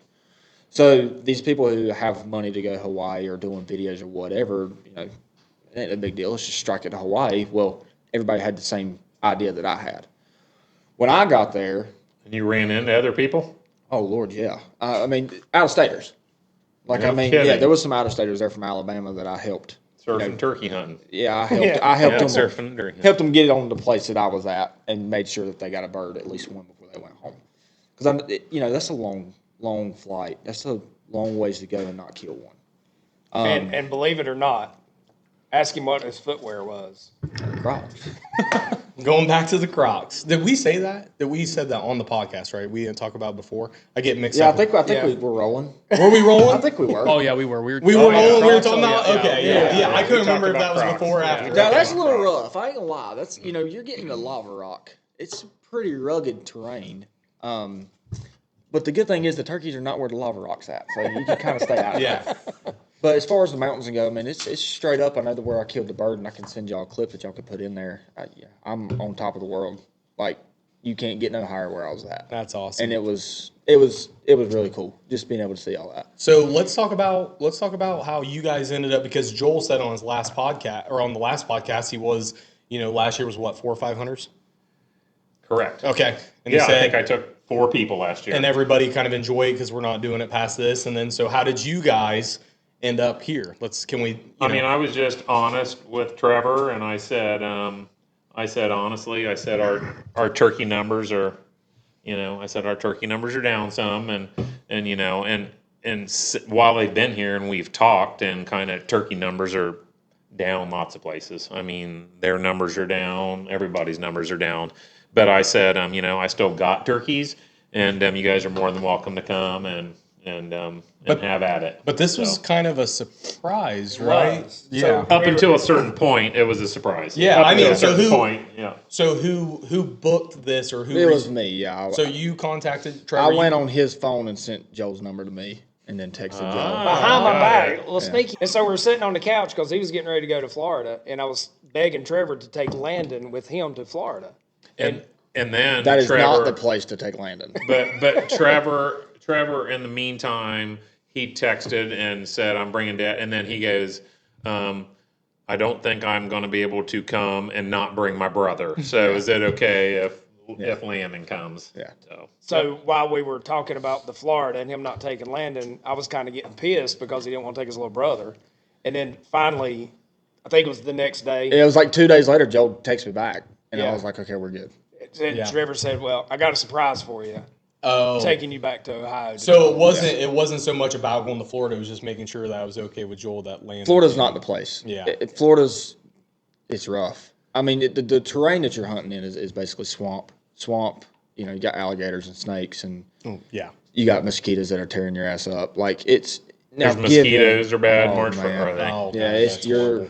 you're rough. I'd it's be rough worried about living. I mean, screw that. I don't want to kill a turkey that bad. somebody told me that like every predatorial like reptile lives in like all the United States. Every single one of them lives in Florida, and they're so destructive to like something like that. You know what I'm saying? Their They- ecosystem. yeah, I they can't- like I are don't like know. anacondas are becoming a bad thing, and like pythons. I don't know and- how they have turkeys. Maybe not anacondas, pythons. But they or have something. great turkey population. I mean, and honestly, you know, I go to these places and the public is my second choice. I'm going there to door knock.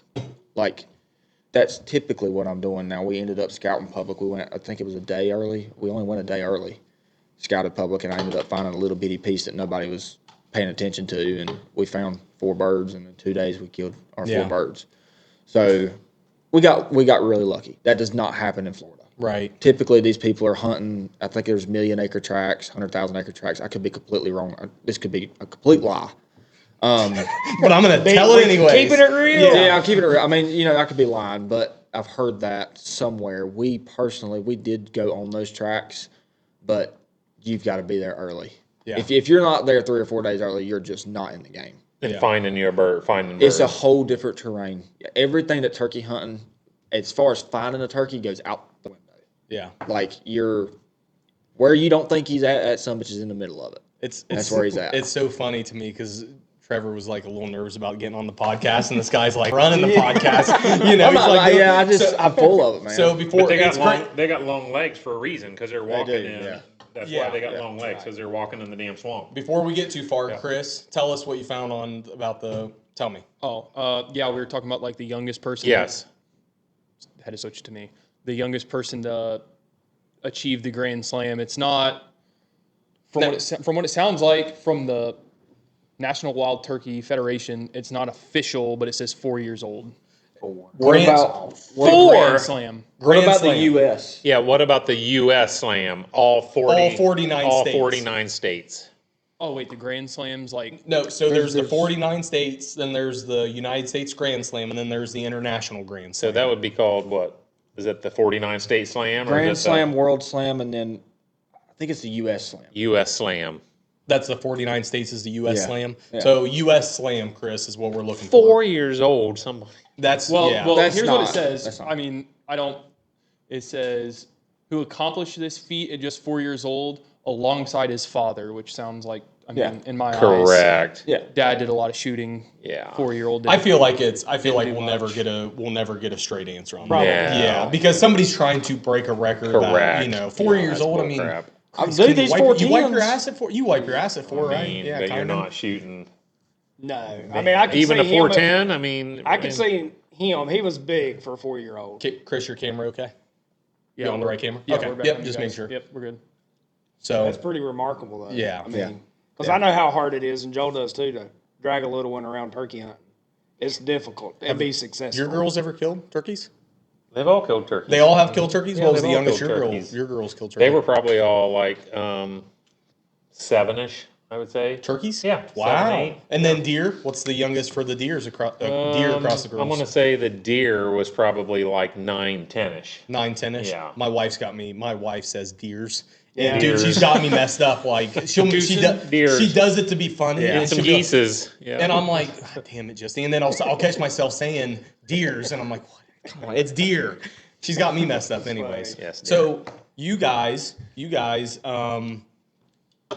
killed yesterday morning. Who killed? killed. Landon killed. I'm not shooting. He didn't even. He's so Hunter. Yeah. Yep, these two are hunting. You're not even hunting. I'm not hunting. He's taking my spot. Okay, I didn't know that. Yeah. Okay. Which shows, and I'm going to be a little mushy here, if that's okay. Yeah. I don't want to embarrass the boys.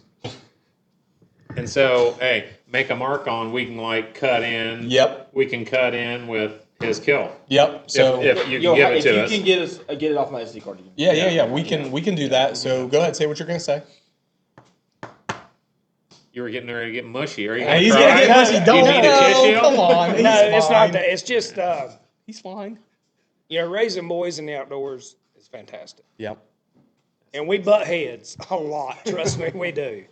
But for Trevor to do something out of his heart like this, It's pretty awesome. and with this guy, That made it good. I told Joel when Joel told me about what the situation was. I was like, that's pretty awesome what Trevor did. I mean, that's pretty cool. and to have Landon here, Yeah. Yeah. And it was pretty awesome because in the video, you can almost see in the bush, you can almost see their two barrels. It was like one barrel and one My barrel. damn camera was coming out of focus because he had that damn bazooka in front of me. You guys, so I meant to tell you this. Those cameras we bought, Joel, we can get drop proof and waterproof cases, and we can run those. So as, like- basically, that can be sitting. Oh, yeah. That thing can be sitting in a blind. or oh, whatever, easily. correct? Well, we would use the great camera. Yeah. I mean, so that's got a 135 mil lens on it. You can zoom it, probably 200 yards. You're on a turkey easily. Yeah. Yeah, I mean that's got we spent some money on that lens for that reason, you know, to Awesome. make sure all these can. My camera's $500. Yeah, well, yeah. Piece of little. We don't want to talk about what we spent. We messed around with your camera to get it on infinity or the infinity mode or whatever. What's that was always infinity mode? well, so what it is, and Trevor's new at the filming. Yeah, I He- don't know shit. Yeah, I had the camera, and he's like, I want to start filming my hunts just for the hell of I it. mean, just press record and point it Right, at it, right? right. It can't be on autofocus. because if Oh, there's a I lead, remember you know what I'm that. saying? Yep, I remember that. And so that's pretty difficult for somebody that don't know anything about Yeah. cameras and don't really care if he gets it on film. It's just an extra Yep, tool. yep. So there's basically a little infinity emblem, and so you would basically, if you were sitting there filming, you would go to about the farthest point that you were filming, focus on it, Yep. hit the infinity button, and then you're good from There to the- 3 feet to there. Yep. So, Tracy, did you know? That's a thing. Oh, hell no. So, Tracy, did you know that? And did you know that I filmed a couple of Joel's hunts? He told me on this Yeah. trip. So I learned all that So kind of like. basically, you guys are the ones that filmed all of my stuff. Yeah, The I shit- didn't do the near shit, as many yeah. as you, but like Yeah. I did, I think 5. 4 or 5, he 3. did. Now we have 3 kills, 5 or 6 hunts, 3 kills together. Awesome. So, but I mean, it was the same way. I mean, Joel gave me the opportunity, and I'm like, 19. And I'm like, I don't know. He drove to Illinois. I mean, he called me the night before, and I drove all night to Illinois because I'm 19. And I got into deer hunting, and I'm like, dude, you give me a camera and teach me. I'll do my best. So wait a minute. I'm gonna put you on the spot here. Yeah. And I may be wrong. Are you scared of heights? Terrified. This is the guy. We did meet. That's him. Is that We right? did, You yes, did? Yes. Yeah, he's the like crawl up and put his God leg up. damn it. And, So we don't show the situations, though. That's what everybody thinks I'm Right. exaggerating about the situations. Listen, I'll admit it. I'm a little bitch when it comes to heights, but he puts me in situations where I'm like, if I fall, I'm not making it home. And he thinks, he's like, no big deal, you know? Like, we'll just shimmy up the tree and kind of dangle one arm like a monkey, you know? And I'm like, that, Joel. he's going up trees with the trees. He's using tree spikes like the logger people. Just because he's doing something stupid doesn't mean I'm going to do it, right? Okay? Right. You know, if I my mean- buddy jumps off a bridge, I'm not going to jump off the bridge. No, But, you know- I'm terrified of heights. You're But right, Rob Tracy. Scott was doing the drill bit with the lags or whatever, and you know, after 7 years, there's like that much lag left or whatever, and you're like going. I mean, it's like Well, Tracy, the when we went to Rob Scott's, he went to step because I made him climb up the tree, and I said, "Check." Buckhorn Outfitters. Yeah, Rob Scott. he's such a good Yeah. guy. You know, I was watching his the YouTube videos. He is hilarious on film. He is hilarious, and so Just a good old boy. yeah, he is. He's like, I'm supposed to be at dinner with my wife right now, but you know what? Sounds I'm out just here. like him. I'm out here trying to kill me a big old buck. He's coming in, and you know. So and he did kill. But so I said, Joel, climb up that tree and check that stand. He put, and the stand is dangling over a cliff, and we're looking up a hill, and Joel steps, and the whole stand kicks out. And I swear to God, Tracy, I looked up at him, I went, nope. Not gonna happen. I said, take the camera, and I walked back to and Rob Scott picked me up, walked in the middle of the field. I was going to walk home like 5 He miles. left and walked back. I'm like, I'm not doing that, you know? Right. I'm scared to death. Sure. And Joel looks down, you know, he's like sprawled out in the 2 stands, and he goes, Not safe. yeah, not good. and then that night it was like 20-mile-an-hour winds, and there's deer out there, and I had the camera arm, and I'm solo camming it, and basically I would let go of the camera, and it would go. It was like blowing out of the way. I feel bad because when I left Joel, it was beautiful. And then we get back, Rob picked me up, we're eating chili, having a good time. You're eating chili? The storm comes in, and I mean, the temperature dropped like 30 degrees that day. And we picked Joel up at the stand. He's got snot. And I mean, he's shaking. He's so cold. He's like, there was like 70 does in front of me. And he said, the camera went at wholesale. And I'm like, well, we're going to have to hang And then I said, tomorrow this is the temperature, the sun's shining. I said, we will kill out of this tree. So your ass is getting up there. So I made him, I didn't make him, he did me a favor. He brought the sand. We drove the truck all the way in there. Yep, and then Joel kind of hopscotched as quick as he could to the tree and hung the stand below. So he's kill stand, I'm camera stand below. And the first deer at 4 o'clock was that deer. Right there. 4 o'clock come in, I got him, and then he just ran up, died right over the top of the ridge. It was a great hunt. But awesome. I climbed the tree, he's in the truck, and I go, and I'm in the one stand, and I go, and he went like that to me. I'm like a little kid. I kind of levered stuff, and I go, how about me in this one, and you in this one? He goes, I'm good with that. Like that. I got my head out the window looking up, I'm like, yeah, we'll do that. Because it was a drop off on the backside, right? So it was one of those where it was kind of a farm like this, and but behind you was like 40, it was like. Yeah, and dude, I don't do good. You're good if you look that way. You're bad if you look that way. I don't like if I'm like 18, 20s about my limit. Yeah. And this was like 40, 45 over and it just terrified the shit out of me. These tough. Southern boys think you got to be like at 35 to get above the. Well, you do, because our deer, Southern boys. Yeah, our deer, they walk around like that. Yeah, looking for hunters. So let's do this real quick. I want to hear. Landon's been quiet. That's all right. He's gonna stay quiet. Yeah, tell us about the deer or the turkey hunt. Tell us what happened. I mean, you can make it short. Well, I'm trying to think best way to explain it. It was a long walk. So how did you even end up? Because 5 of us went to 5 different places their first night to try and roost a bird, and we heard zero. Yeah. We heard nothing. So, and then why did we end up there? Yeah, trail camera. Yeah, we got a freaking picture at 7:30. So a picture at 7:30 p.m. One ain't far. Yeah, one ain't far. You might have talked a little bit. Walked in there. I mean, how far was it? 3/4 of a mile, I guess. Yes, you said it was like 3/4 of a mile. Yeah. Walked in there. What happened to your decoy? Explain that, please. I should go get it and show it, but it's okay. Kind of move the mic between you guys. So we set up a. I'm bad about wanting turkeys real close. But there's also kind of a typical turkey hunter. We always have steak issues, do we not? Steaks and forget them, or we use an arrow, or so a steak, the steak, the turkey, the steak with the decoys. That thing's been gone. I do not use it. I don't use decoys. So I mean, I'll use a strutter if I'm reaping or something like that, but I don't use decoys when turkey hunting. So in this situation, I'm not also hunting a lot of fields. I'm hunting a lot of hardwoods where you don't need them. Yep. When you're hunting fields, they could be very beneficial. We beneficial. could have really used one today, and he would have killed today. So with his situation, I set a hen decoy up and a strutting decoy. When I get there, the bottom stake I forgot was gone. Yep. Off of my strutting decoy, so there was no way to put it. So then I'm out there around it. Trying to find a stick. Daylight. It's daylight. I'm like, I'm in the middle of this field. Like, I need to get out of this field. And we have no idea where the birds are at. Luckily, we walked over and scanned the trees before we even walked back. Did you see them in the trees? No. So I knew I was somewhat good, at least on the edge of the field.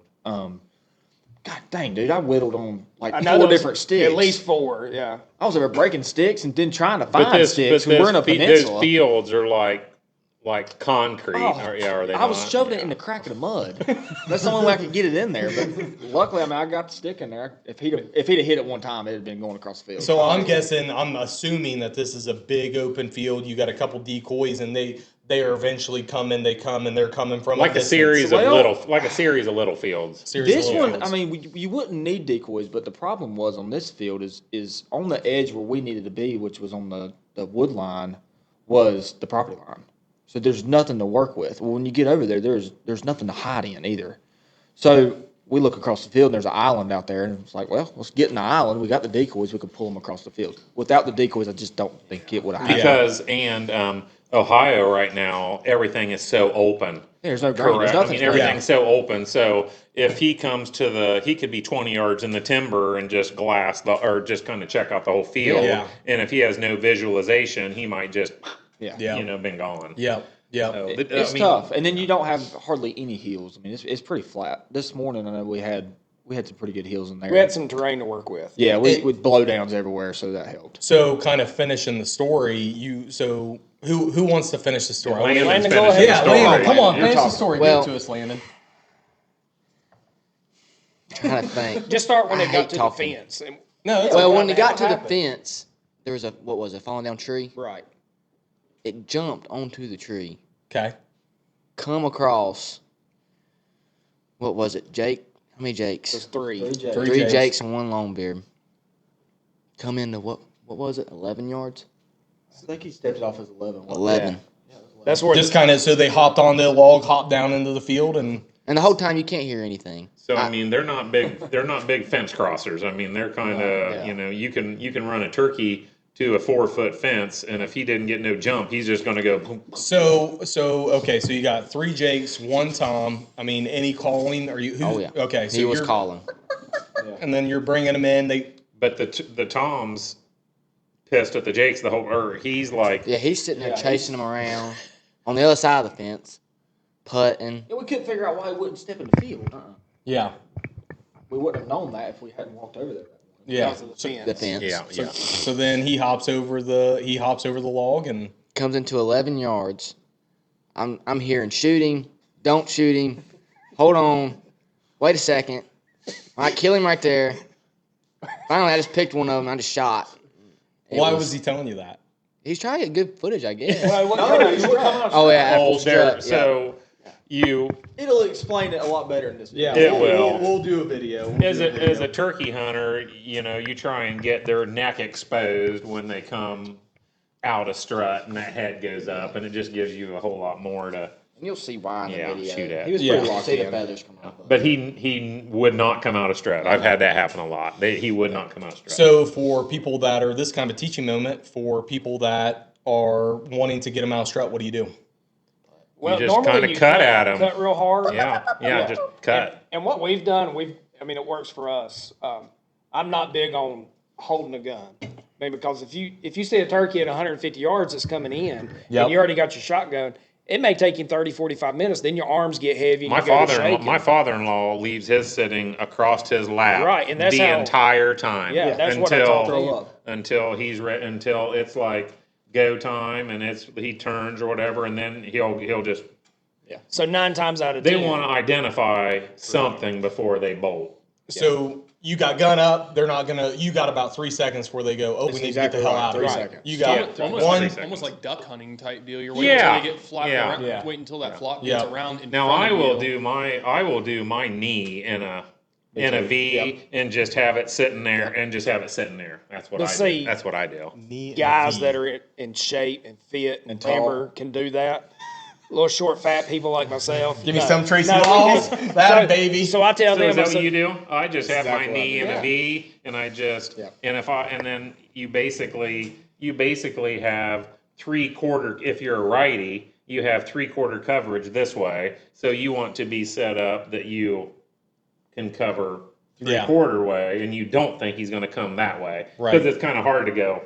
yeah. Yeah. So you I'm bad about sitting in the thickest, gnarliest thing I can find. Like, somebody explained it good the other day on a video. I forget who it was, but you're playing hide the hen. When you're not hunting with decoys, you're hiding the hen. What's that mean?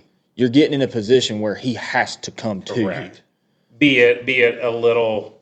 And I never knew Oh, how. Okay. So So for if people, if you're calling in a wide open and he can sit there from 70 yards away and go, well, there ain't nothing there, and just A field.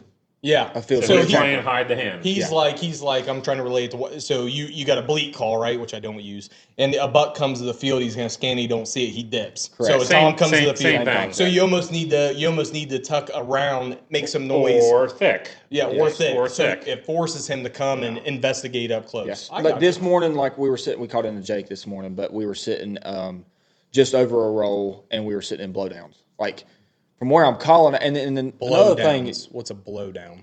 Blowing over trees. Oh, blow down over tree. tree. Okay. Yeah. So and then like the first bird we were working this morning, if he would have came, I would have had to stop calling once he got to a certain point, because if I wouldn't have, he didn't know exactly where I was at, and he could see me from 60 yards. Yeah.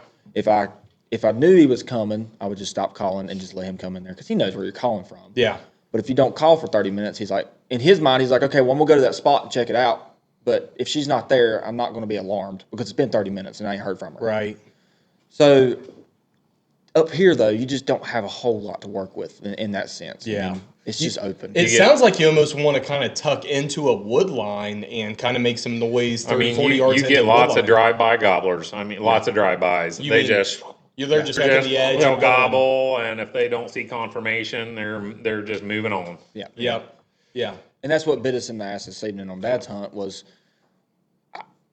it really and truly was my fault. We got to the field edge and I seen the birds at 300 yards. So we're jumping to Yeah, so my bad. Landon. Sorry. No, I'm that's all over okay. the place. That's Well- okay. So Landon, we talked about Landon's kill. Now we're jumping. That was 2 days ago. Yes. But Yesterday. Landon shot at 10 yards. 10 11 yards. And so, Shot. what people need to understand is, to be an ethical hunter, you get tunnel vision. I don't care how many turkeys or deer you've killed. If you don't get excited, you don't need to be in the woods, right? Yeah.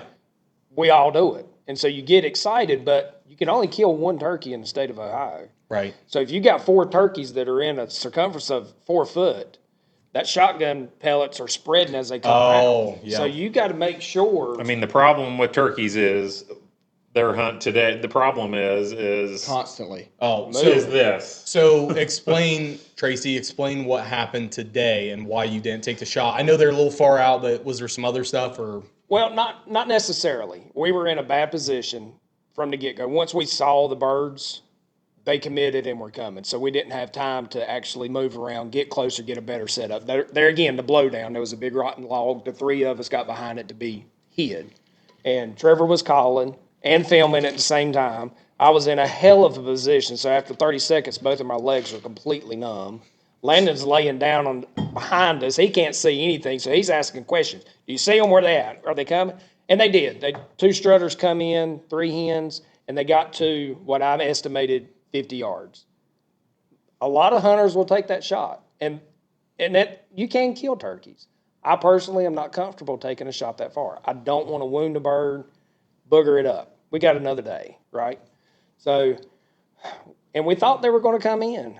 Yeah. But they just staged up, as turkeys will do. They didn't see us. They didn't see the hen that was calling. That was right? my question. Right. Yeah. It's a huge open field. So why will, for like listeners and me, because I don't listen, guys, I'm not a big turkey hunter, but like so why would hens and those 2 toms even come to you if those toms are with hens? How did you guys get them to come to you? It's just the calling. It's just like So- are you pissing that hen off? No, not necessarily the hen. So when they fly down, most of the time they're going to have hens. They're going to breed those hens. And then once they do, they may break off and go look for other hens. I'm assuming there's not a lot of hens in that area. This was a Not a different lot. situation. Right. Yeah. And so But they were all- with the hens. They were. They'd already bred them. They weren't interested in those hens, the live hens. Those hens just kind of happened to They be were there. just coming as a Gotcha. flock. Yeah. Gotcha. Right? But they were looking for the hen that was calling, not the ones that were with them. It was Trevor calling. Yeah. They were looking for that. Once they get to a certain point, they could see beyond us and not see that hen. Gotcha. So they could just kind of lose So are interest. those hens? So there's, I've been there's 2 hens that I see there every time I go there. There's 2 hens. So are they? If they got bred this morning, are they going and dumping an egg and then back? I would and imagine then- later in the yeah, evening. Yeah. Yeah, probably. No later. shit. It happens. They're not that quick. They're not sitting yet. No. No. So But you once their clutch is done, Then they they'll see start- it. then they will sit. Yeah. How much And is not a leave clutch? it. what's What? a clutch? What's it? Well, Well, not, to 14 okay. eggs. That's what I was Roughly asking. 12 to how many 14 will they eggs. sit on? That was Roughly basically 12 to So 14. you're saying a hen will be bred the same day they'll go drop an egg. Just like a chicken. Like and a then chicken. they'll move out, and then they come don't back. stay with that nest. They don't stay with them right now. Okay, wow, that's interesting. I didn't know that. I didn't know that. And then they still fly up, and then like I said, that first night, their first night here, you just try and get it because typically a gobbler will fly up. If there's some hens over there, and they'll just kind of they'll just do a gobble that night just to say, here I am. Yeah. Here I am for the morning. So the hens, when they're in heat, are they coming to do they ever come to the toms, or are the toms always okay? Yeah. So that's why they're gobbling. They're and then they're kind of meeting in the middle. That bit us in the ass They- yesterday on his Yes. hunt. So Yeah. you're here. It's like a triangle. You're here. They met. It's a here. triangle. So lots of times when a gobbler's 200 yards away and you think he's coming, but there's also a hen over here that hears between us, him, yeah. and they may hook up before they get to On you. his hunt yesterday, about 11 o'clock, we had one just burning it down, fired up. It's Trevor, called, I got it. Go ahead. it's called cock blocking. Yeah. Pretty much. Yeah. Trevor, I got a question for you. You've killed a ton of birds. What is one or two tips you have for somebody trying to hunt, trying to get into turkey hunting? I mean, it can be something simple. It can be something complex. I mean, Don't call too much. I mean, give us something. That's the biggest thing. Exactly. Okay, so I personally so- don't think that's a good tip.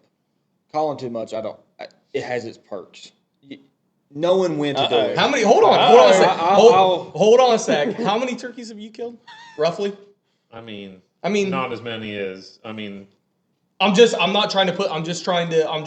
to. It's a different some perspective. people There is and- truth to what he's saying. No, I think There's different situations. We talked There, about there are different Yes. situations. yes. I So mean, there are different situations. we talked about this last podcast where Joel was talking about the first week because I listen to everything everybody says, right? Even though I'm not a turkey hunter, I listen. Yeah. So Joel was talking about like the first week or the second week in Ohio and how our season is. Gobblers hit, hens hit. They're henned up, and it's kind of if you're not getting one, you're kind of maybe I mean, I said you basically You're out. You do what the hen I do what the hen does. If a hen's Mimic. fired up and a hen wants to talk, you Mockingbird. just basically So mockingbird. That's Yeah. what I'm looking for. Those Yeah. are the kind of tips. So like in Ohio, you kind of do a mockingbird, right? You're kind of mimicking that hen. You're trying to pull that tom off that hen, Right. come to you. So Or you're bring mock- her to you, or Yeah, bring her correct. to you. Okay, because she's pissed off, right? Yes. You're taking my tom. He's going to follow her wherever she goes. Yep. Okay. That's the only way to really kill a henned up tom unless you're going to reap him. Yeah. Yep. I mean, Okay. If you're going to reap him, he's going to be aggressive. So, man, I didn't, But I Joel. mean- I didn't mean to ask that question like Do a you- dick. but- Did that kind of come off dickish? I didn't. dickish, yeah. I didn't mean to Come on. ask that. I was just kind of like I just. But Was, do you not agree if a tom gobbles at 10 o'clock or after 10 o'clock and responds to you, he's going to die? It's a pretty good chance. I mean, he's going to unless die. something stupid happens. Unless something because stupid happens. he's saying, "Hey, I want to." Right. He gobbles at 10 He's a.m. and ready. then you're like, Yeah. But Come then, on in, then I feel if he answers you, he knows where you are, and if he's 200 yards away, there's no need to make him keep gobble. People want to hear them gobble and keep calling and calling. You're saying just kind of hit it, Hit let him it know where you're at, and, shut just, the fuck up. just shut up. He's coming and looking So for I- you. That's a big tip. That's a typically- good tip. That's a good. A good tip that I have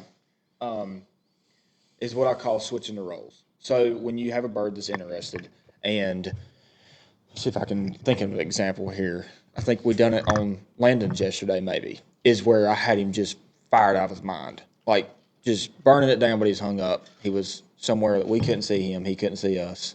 And he's either got hens or something in that nature. I will stop calling. Stop calling. When he starts gobbling, looking for me, the birds today, they closed 300 yards, didn't say a peep, nothing. They gobbled one time to let me know, hey, I heard you. I called maybe one. I don't even know if I called again, to be honest with you. They come in at 50. They got in the field and they were like, okay, she's supposed to be right here. She's not. They let out a gobble saying, hey, talk to me, where you at? So that's what I call switching the roles. It's typically when you're starting out, you're calling at them wanting to gobble. Once they're interested, once you turkey hunt enough, you'll understand. Yeah, Hey, you this get a bird's sense this for bird's it. interested. Yeah, This bird's yeah. Yeah. and then I'll just stop, and he will gobble looking for you. 9 times out of 10, I'm not going to say it's going to happen every time. Sometimes they'll come in and they're talking, they're gobbling is drumming and spitting. They're what? What's Drumming and spitting. So when they're strutting, they're drumming, which is not very loud. Spitting is not very loud. It's Yeah. Like it sounds like bass on the radio. What are they doing when they do that? that's What- when they're that's when they Okay, That's when they strut. what does that mean though in a hunting situation, guys? What is that? They're close enough you could probably kill him. Okay. Well, so no. there's a- I'm asking. what, attract what him. does that mean for him? Yeah. What does that mean from a turkey to a I'm going to gobbler to say a that hen? that's a sound for a Communication. hen, a Yeah, it's communication to a communication. hen. Yeah. So he's I'm going to say that means I'm over here stroking off. yeah. I'm Yeah. ready. This I'm is ready. good. Are Do you? you agree? I do. No. I mean, guys, listen. You're talking. I think people misunderstand turkey hunting. I don't think they know. I think what you all take for granted, people don't. Chris, am I right? People I don't. have They no go out idea. to the. I don't know what half the Yeah, stuff- I'm like, I'm I've trying never to done play it catch before. up too. I mean, when you are sitting against a tree and you do not see him and you hear that, shit's on. He's close. Yeah. Yeah. He don't call. Put your call down. Yeah, put your call down. He's seeking. Yeah. He is committed. It's coming. So how close can you hear that?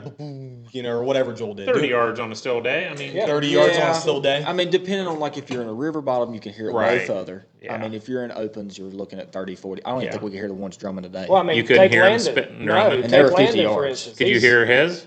Yeah. You But could hear this is his. the first time in his hunting career You heard spit that drumming? he's heard spit drum. Yeah. First time I ever heard it. No And he's killed a kidding. bunch of turkeys. And that's one of those things that you, if you're, Oh, if that's you're the new to greatest turkey sound hunting, in turkey hunting Sounds ever, awesome. man. yeah.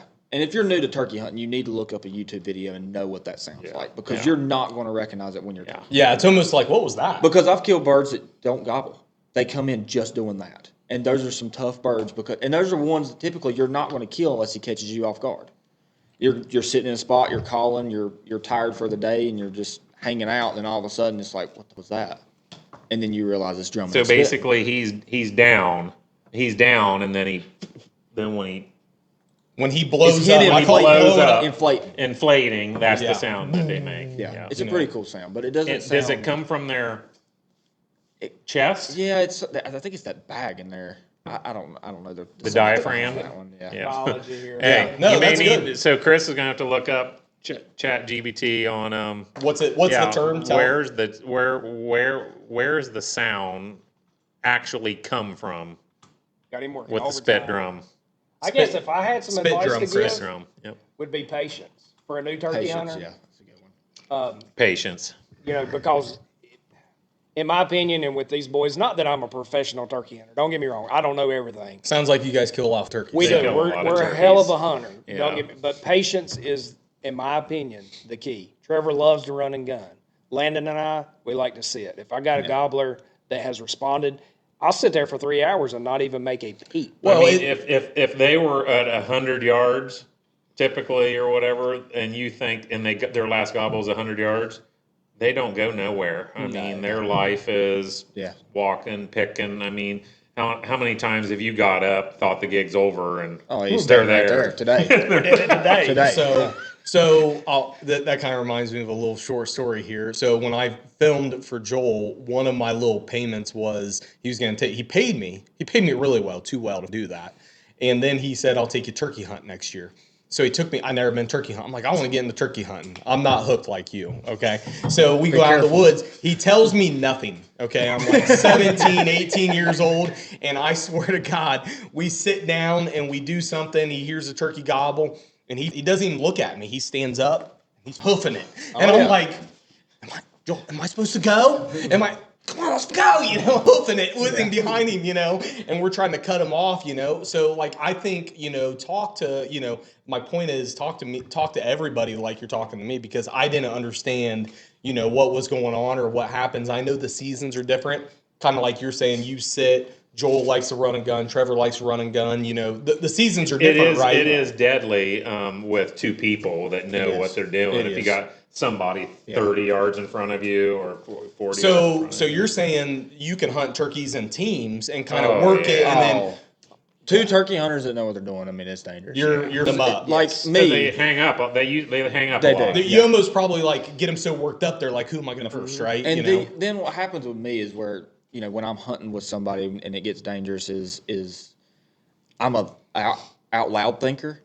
So there's things that I'll do by myself that I shouldn't do because I'm by myself.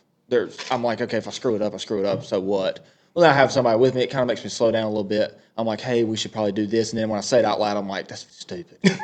Why am I thinking about doing that? And then today, like reflecting on the hunt that we had, I'm like, why did I put us in that situation? I mean, that is the one thing about turkey hunting.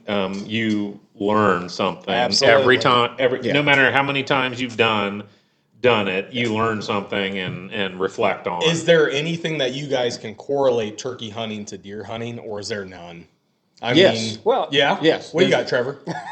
Trevor lit right up on that. He better have a response. Well, and you can kind of confirm this more than anybody. Uh-oh. This may be a good advice too. Turkeys have bubbles. Deer have bubbles too, don't they? When it comes to calling. So yeah. if, let's just say, for an example, I see a turkey out in the field, and it's like when you went hunting with him, he sees a turkey and he just takes off running. Well, he's trying to get to a certain, he don't know how to explain it to you, but he's trying to get to a certain point before he even starts calling. Correct. 'Cause- You want to, if a bird's at 200 yards, and you basically want to get in his zone. But you don't know what the zone is. Correct. So, other words, at 300 yards, if you're calling and you're not in his zone, and he might just give a couple complimentary gobbles and go on his way. But now, if one has done just if you hear a bird gobble and he's not responding to you, you just heard a random gobble. If before you do anything, Correct. if you if you can get in his bubble and get within 100 yards of you, or 100 yards of him before you do a little, before you do something, then he's like, you're in his bubble. Way Are better we calling? situation. Are You're we in his calling? bubble. Tracy, you must have something to say. Well, I was just going to add to that. Can I ask a quick question before we Sure. do that? Is a bubble his territory? Are we calling it his territory, or we Not just? necessarily. It's one of them things where he's like, she's too close not to check So, out. other words, I guess it's if you're sitting on this bar stool in the bar and there's a hot chick here or there's a hot chick here. I'm probably going to go after the You're one gonna beside go. me. Yeah, Huh? you're gonna. Yeah. Yeah. Shortest distance. Correct. Is You she know. blonde or brunette though? You like brunette, so she's brunette. So. Well, I guess what I was going to add to that when Joel said you want to get to a point before you call. My advice to that is before you make that call, if you're to that point, you know you can't go any further. Before I make that call, I'm looking to see where I can get set down. Correct. Because you don't want to be caught off Correct. guard. Yeah. And you want to, I mean, Trevor can say, you do a quick sum up of your area, because I've sat down and you're like, well, this ain't worth it. I can't shoot here. So when you pick your tree, you want to make it worthwhile. Yeah. When you pick your tree. This morning, we didn't have nothing Yeah. working. I'm over there breaking limbs off, Yeah. getting green stuff, like Yeah.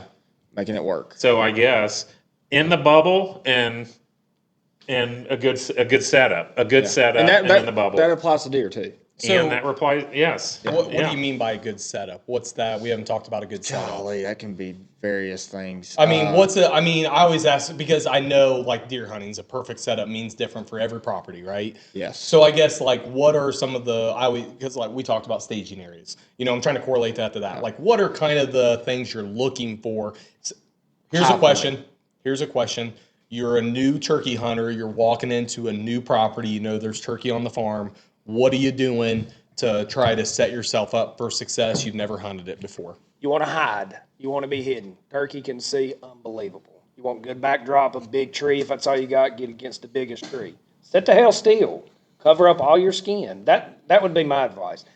I throw a wrench in the shit because I'm left-handed. So every time I take somebody or gay. somebody's taking, not gay, it's a different setup. You shoot left-handed or right-handed? Nope. I left-handed, but I Okay. shoot right-handed. Yeah, we're ass backwards. But at any rate, so for a left-hander, Your you're bow's going to be right-handed? setting up different than a right-hander would. Yeah. Because you can't move. Yeah. So for me, left-handed, if the bird's over here, I've got to set up looking over this way. So if he skirts this direction, I can swing and shoot. So make sure your setup has to do with your flow of your gun, Yeah, right? You if don't you're want to be shooting- swinging the wrong way. Correct. And go ahead and turn to your farthest point. Right. That's the way I do it. So like, Turned. how do I explain that? So if I'm sitting up against a tree here, my farthest point that I can't shoot is going to be over here because I'm right. So I'm going to have to twist like this. Yeah. So I'm going to go ahead and twist on that tree or sit sideways or something so that I can shoot here because I can swing all the way over here. Yes. Right. So Joel talked about Whoa, don't spin too far. Oh, we knock it down? We're all right. We're good. We're good, guys. So Joel talked about that in whitetail hunting. He said, I know where I'm going to kill. And he says, I don't, so I see here, but I stay here. Correct. It's the exact when same you- when- perspective. exact same perspective. When you're up a tree deer hunting, you don't sit on your phone for the whole time that you're there. You when you're in a tree, you walk through every scenario the whole time that you're there. You know every range of everything, and you say, all right, if he's here, I'm going to shoot him here. If he come from this way, I'm going to shoot him here. If he's, you just. Yep. So, that's a feel thing, though. I feel like That is a feel I feel thing. like I've gotten to the point, and Chris can probably talk to feel this. thing. I've gotten to the point even where I got a little bit of a feel like whitetail hunting. You walk in the woods, you got a little bit of a feel of what's going on. Now, turkey hunting, going back, kind of getting away from the tree, you walk onto a new property. I heard you say something about being up high. Got any other tips? Vantage points. If you got fields, let's say Joel sends us to a property tomorrow that I've never seen a day in my life. Yep. If there's a field on, I'm going to the field because you can see. So if I go out there like today, he did get a picture of the turkey, but the turkey was not standing in front of the camera when we got there. It was an hour later, hour and a half later. So when we got there, I'm immediately, right out of the truck, how far is it from the truck across that field? 600 yards. 600 yards. I'm immediately getting on that high point and I'm glassing because I know that turkey can't see me from that far. He can if I get up there and start doing jumping jacks, but just peeking over a knoll, I'm going up there looking. I'm like, okay. And then I get on Onyx and I'm looking like, all right, What are you looks like. What are you looking for on Onyx? What are you looking for? Not necessarily anything in this situation. I basically, if there's a bird in the field, they were going to go this route. If there was nothing in the field, they were just going to. Immediately Yeah. when he sent me the pin, I looked at it. I'm like, okay, that bird really has nowhere else to go. So do birds walk open fields rather than through woods, or do they They do walk? both. It depends on where the insects are at, what they're Yeah. eating on. In the Okay. day. But I will say on this farm they were at, there are eagles. Yeah. And last year I had 2 different times. I had gobblers out in the middle of the field, and they're at 200 yards, and they just freaking run off the field. And I'm like, That might explain why that fourth gobbler was. it could have been an eagle, 100%. So saw an eagle and said, "I'm fucked out of here." Basically, I think they see the eagle and they're gone. Yeah. They get off the. Joel was saying we got eagles, like a bunch of, not a bunch, but like probably what? We have a pretty good amount population of and eagles living- now. and so that's becoming a factor. That's becoming a factor. We were talking about, But why, that's good that the deer are, that's good that the turkeys are knowing that that's a factor. So Joel said at the beginning, our numbers have come down. Coyotes, eagles, whatever, raccoon, eating the eggs. Predators are becoming a big issue. I'm still trying to get a feel. You guys, once again, Joel gave you a property. You've never been to it before. Never seen it in my life. Okay, so you go to it. But we use Onyx and Yeah, he's got it narrowed down. Let me, so real quick, you walk into a field, you, Trevor, it's not Joel's field. Okay. You walk into a field, are you, okay, you didn't get a chance to roost the night before, you didn't get a chance to listen, or they didn't gobble. Are you check the field, or you're still not seeing anything or gobbling, where are you going from there?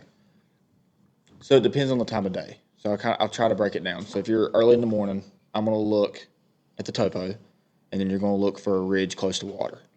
Or even if there's not water, typically there's water if there's turkeys. But if there's not water, you're going to look for a ridge. In this situation in Ohio, where we're at, it kind of narrows. There's not very many ridges, so there's not very many not a lot of places they're going to ridges. be roosting. You don't have ridges, you're going to look for an oak flat or pine thickets in South Carolina. Pine thickets in South Carolina are dangerous. The same exact territory that we hunt in North Carolina is in South Carolina. And they do not roost in pine trees in North Carolina, at least where we're at. You go to the coast, it's completely different. It looks a lot more like South Carolina.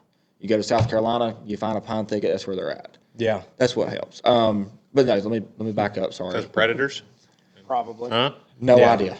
I haven't figured it out yet. But no, early in the morning, you're going to find the ridges. You're going to go, even if there's a creek, a river system, something, and go to that spot and get to where you can listen. And don't stand in the middle of a field Right. because Yeah, them don't birds stand could be in the middle of the roosted field. on the edge of Yeah. the field. Yeah. You're getting up lunchtime. If there's a field, run by, glass it. If not, go back to that river bottom where you think they would be roosted at. Because from what I've kind of gathered, and I haven't found it where it applies in every situation, but I know in North Carolina, a lot of the times, if let's just say they're roosting here at this Pepsi can, well, they have circles. So maybe, from daylight from when they hit the ground to 12 o'clock, they're going to make this circle over here and I'm going to come back. I'm going to be somewhere within hearing distance of this tree. Yep. But then from 12 o'clock to dark, I'm going to make this circle over here. So They're kind of checking their. they have rounds. They're kind of making checking rounds. their territory. They're kind of Yes. checking what's going on in my Yes. neck of the woods, right? Correct. Yes. So they're going to come back to, okay, here's another question for you. I don't mean to cut you off, Trevor. Roosting trees. If they're roosting in a tree, are they going to roost in the same or close to that tree the next night in Most of Ohio, the North time. Carolina? Huh? Most of the time. Okay, so if you can roost them in a tree, pretty much that's a good place to be. Even if they're not in that tree, that might be a good place to start just because of those kind of checkpoints, If right? they're not boogered, If they're not boogered. Yeah. Yeah. boogered mean if they got messed up by a hunter, Yeah. Somebody's with them too then much. they Yeah. may fly to the next friggin' county for all you know. Yeah. But Our, generally speaking, our farmland turkeys are a little bit different than theirs. Ours will have, they might roost here, here, here. Like they may have, I think, our hen population is a little bit more spread out. And they'll probably, if it's getting evening time, 7:38, they might go roost near this group of South hens. Carolina's the same way. Yeah. They want to check. They want to check every. Correct. all Or come evening time, they may be a little closer to this group of hens, and they may have a pitch tree over here somewhere. But that's probably why it's important to roost them at night, right? Because Yeah, you're trying to figure out where. Okay, they're. but and they then- don't always gobble in the evening. They don't always They gobble. don't. There's another tip is if let's say it was, this morning a bird gobbled in this tree. Well, if you want to know, hey, he's in that tree that evening, then go sit there. You Go go sit sit there. just out of sight distance. Where, Even if he don't gobble, You'll know he's there. You will hear. Yeah. You'll hear him. because he's probably not going to gobble. I have done that. I have heard it before, and they You'll don't. hear him fly. Yeah. But then you got to sit till it's blue ass dark and get out of there. How often when they fly up? What time is that? And I'm talking not a specific time. 30 minutes before. 30 minutes before. and they fly out 30 minutes after sunrise, or No. Depends on cloudiness, rain, Rain, sunny. okay. From what I've So it noticed can be- this year, it's been like 10 to 15 minutes before sunrise. Oh, they've been dropping like in the dark. Which, dude, I'm telling you right now, we've killed birds where you can't hardly see. 6:40. I mean, Yeah, here it's yeah. 6. Yeah. Interesting. Yeah, they're not long after they start gobbling. So to Joel's point, in Ohio, it's kind of like a small circle and then big circles, right? In the big circles, there's multiple roosting trees. In the small circles, there's the roosting trees, then multiple territory checks. But they may jump over to a different roosting tree the next day and then kind of do a couple more territory checks and then a couple. You see what I'm saying? But there Just is roaming, a man. Yeah. But there is a when they say they're henned up or whatever. I mean, there is a week or two time period where if they're with these hens, it seems like they don't leave 100 by 100 area. Yeah. Like they might be in that 75-yard area It's a the deer. whole day. It's like a deer. Yeah. When the rut starts, they're gone. The whole So, day. so if they're henned up, why did you put it in parentheses like that? Henned up.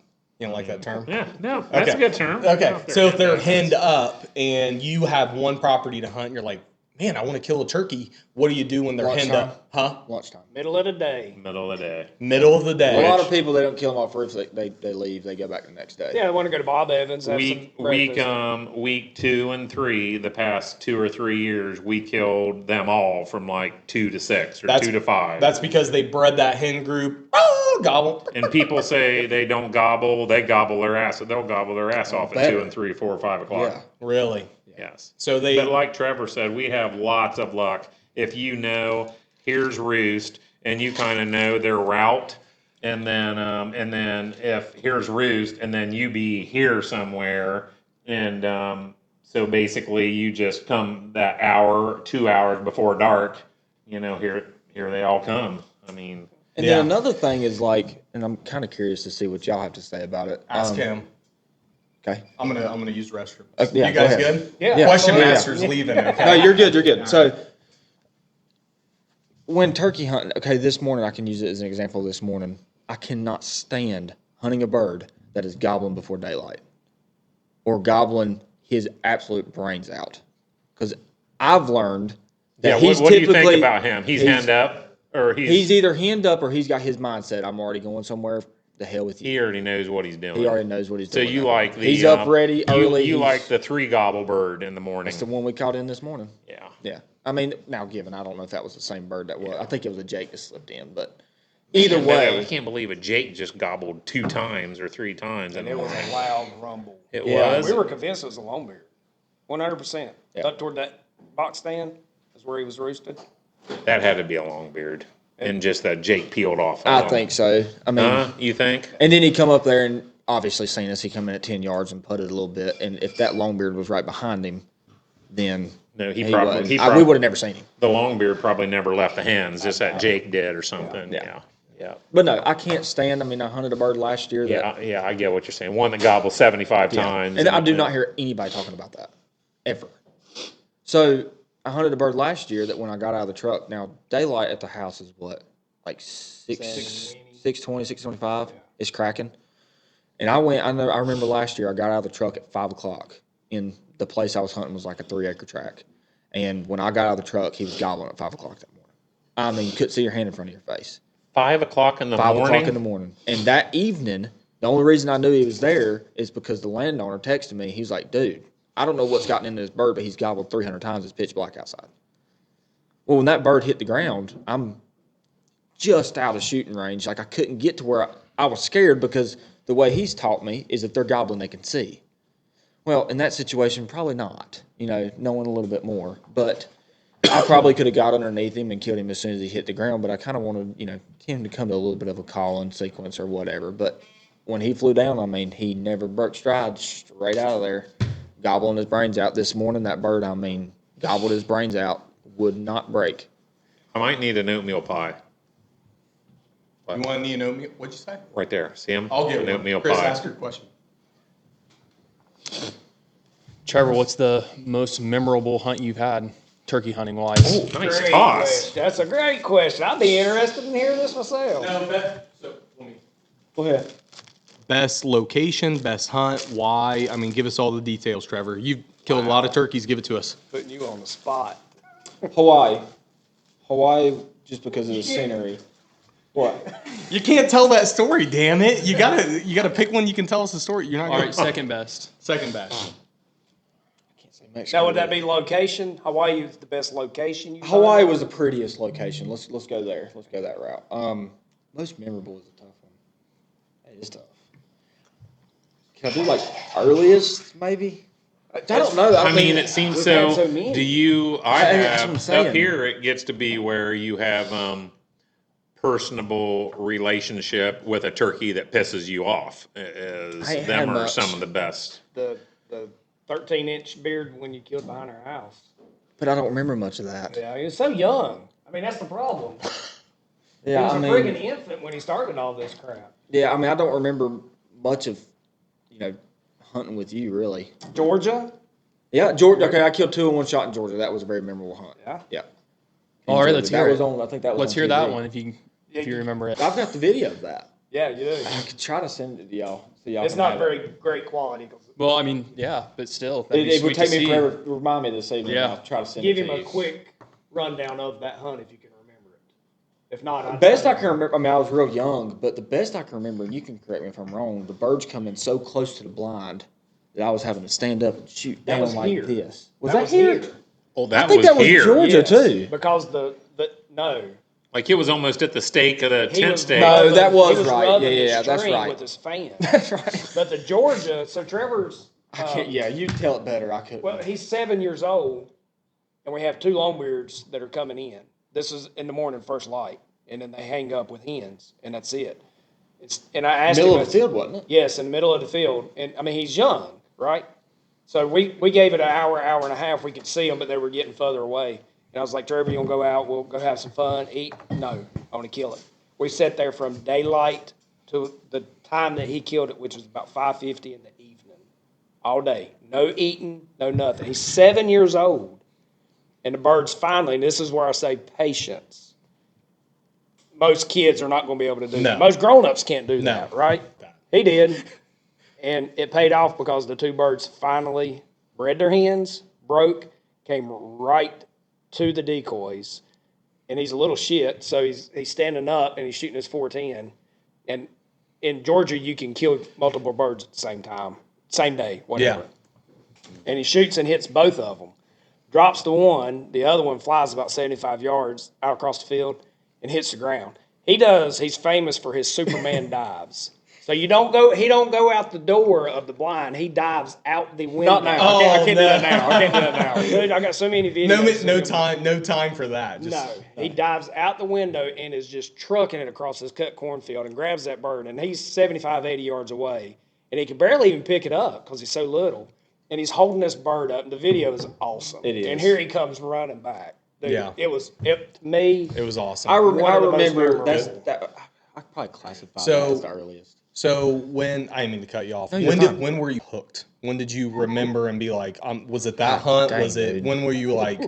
And did you realize? Tracy? Did you realize like I created a monster? Early. Before he even started killing Yeah, shit.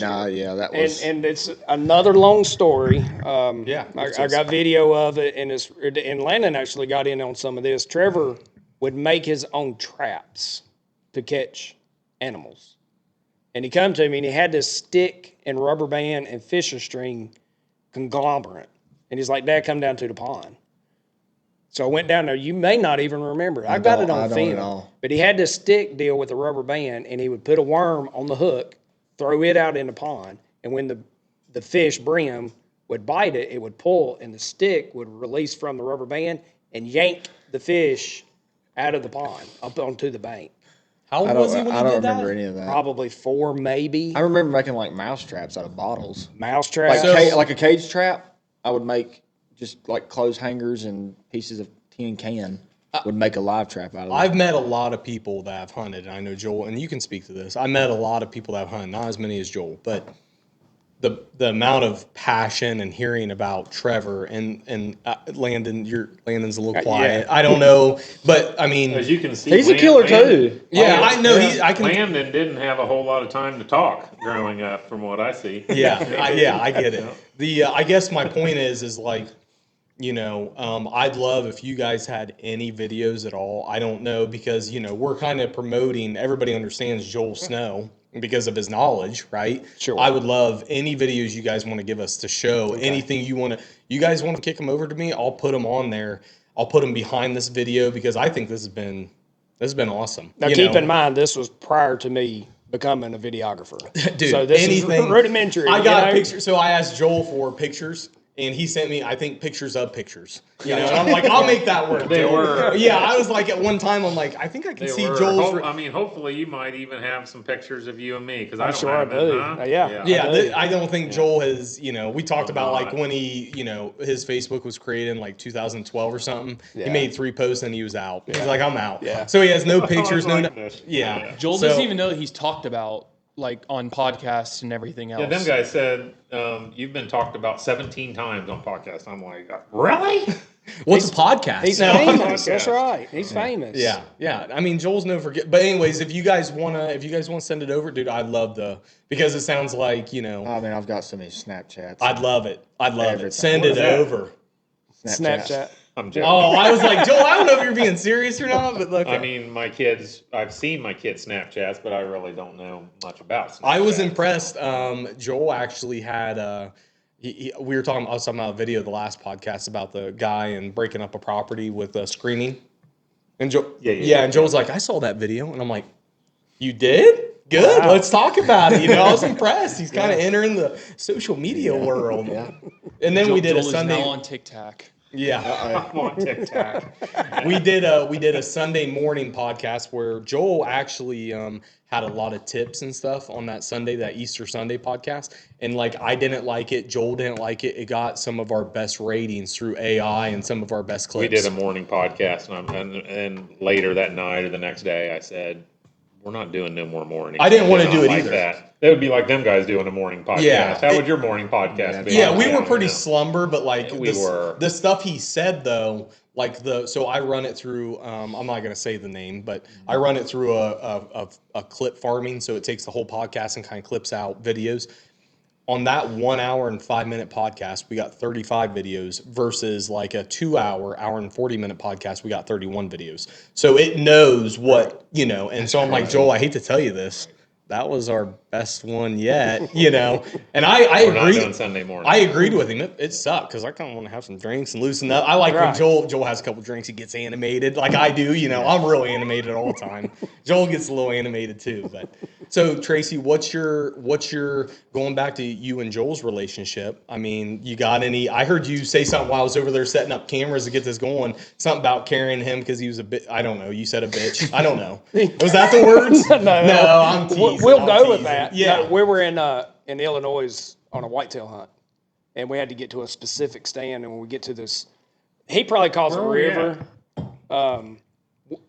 At Greg's property? It was or- no, it was Greg close Ritz? to Wimpy. Mark Wimpy. It was close to his in a river bottom. But at any rate, we get to what he probably considers a river, is a creek, a stream. creek. You know, he didn't have on rubber boots, and the water was kind of deep. And he's like, and it was cold. How are we gonna get across I it? remember this. I was like, dude, just jump on my back. You know, I'm kind of famous for this back. Not like that. Fucking- I was saying, what are we talking about? So anyway, he gets on my back, and we're going out across this, and we both get to laughing. I mean, it was fun. It was. You carried him across. Did you guys Oh, kill? yeah. No, we did not. Did you see anything and then go on? Wind changed, and we had to boot scoot. Boogie. Boot, and then you carried him back across? Yep. But And I we did. had- Hop on, Daddy, let's go. But we had a lot of good hunts, man. We A did. lot of good I mean, what's your favorite hunt, Joel? You got anything that comes to mind? I know sometimes you put people on the spot with these questions and I mean, kind of get your feedback. I mean, does the cameras and the lights bother you guys at all? Not me. No. Once you kind of get rolling a little bit, I mean, yeah, you're used to it, Tracy. Well, but- no, I mean, I'm never on camera. Whenever I was filming, you know, you're behind the camera. Yeah. You're supposed to Yeah, be. he didn't take grunt calls and binocs and all that. Oh my God, I did it one time. I did it I one did time. do binoculars one time, and he crawled my ass about He it. took them off you? Yeah, he said, you got a camera for a reason. Yeah. Yes, sir. So once again, our first hunt together, Tracy, I thought I didn't understand what was really happening. I just knew I wanted to be in the woods with Joel, right? And I show up with a doe bleed. This once again, I'm very young. Doe bleed, grunt call, binoculars. I got everything. And like we get there, he never said anything when we left. We get to the spot. He puts in parking, looks at me. No, I think he walked around, opened the door because I didn't know. And he like started taking. He's like, you don't need that. You don't need that. You don't need that. He goes, your job is. Hands me the camera and said, let's get in the tree and hunt. Right. And then I always love this because Joel's a tippy toer through the woods. He's very meticulous about where he steps. Sure. And I'm like, God damn, I got to do this too. You know. But we have to run to keep up with Yeah. his long ass strides. Yeah, he don't mess around. Joel doesn't mess Hey, around. he chased me in the mountains, and yeah, Oh, What was that? Was that elk hunt. elk hunt? Oh, is that elk? that is not that elk. Not that elk. You guys, did you kill on that? We did.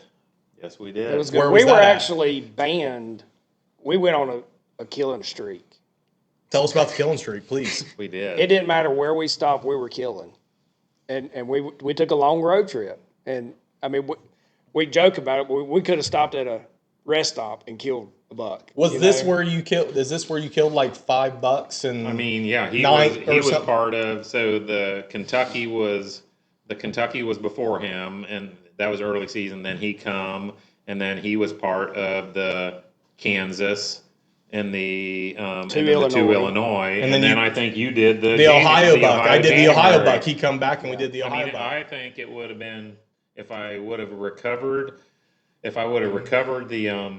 the Kentucky one, there would have been 5 over 150 in like 9 days of hunting. So going back to my heights thing. tough. Yeah. Huh? That's amazing, right? So he said that on our, when we called this, I don't know if he told you, we called this age over inches before vulnerable. Okay, he didn't say that. So age over inches, and then we kind of got some contradicting comments Yeah. from people. I said I'm kind of age and inches. yeah. So we had to change the name. So His lie, you can tell how he yeah. was. So we ran 2 podcasts over there, right? And then we changed and we did kind of the studio setup. And part of that, one of those height stories is we went to the quarry that Joel had, and so we, you know, of course, and he goes, so we're gonna exit and we're gonna enter up that quarry, and I go, Like the blind is buried in snow right on a stone quarry, and it's like a cliff.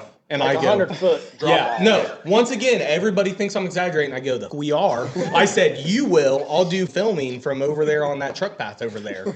And I did. If you watch the video, I filmed Joel walking down his exit after the kill or whatever. I'm like, I'm not walking up or down or up, And I think you got halfway on the video. He gets kind of halfway and he starts sliding, I'm like, that's exactly why I didn't want to do Right. it right there, the snow. See yourself dying right there. Yeah, not worth it, but no. Yeah, that's But great. we were, he was working, he was kind of guiding at the time. So basically, he was helping finish the Construction, basement, whatever. construction. He was part of building my business and everything. Yeah, that's awesome. He was construction. He was he knew where all the farms were. He was taking people guiding and dropping people off. And on a Sunday with no hunter, we were climbing in a tree.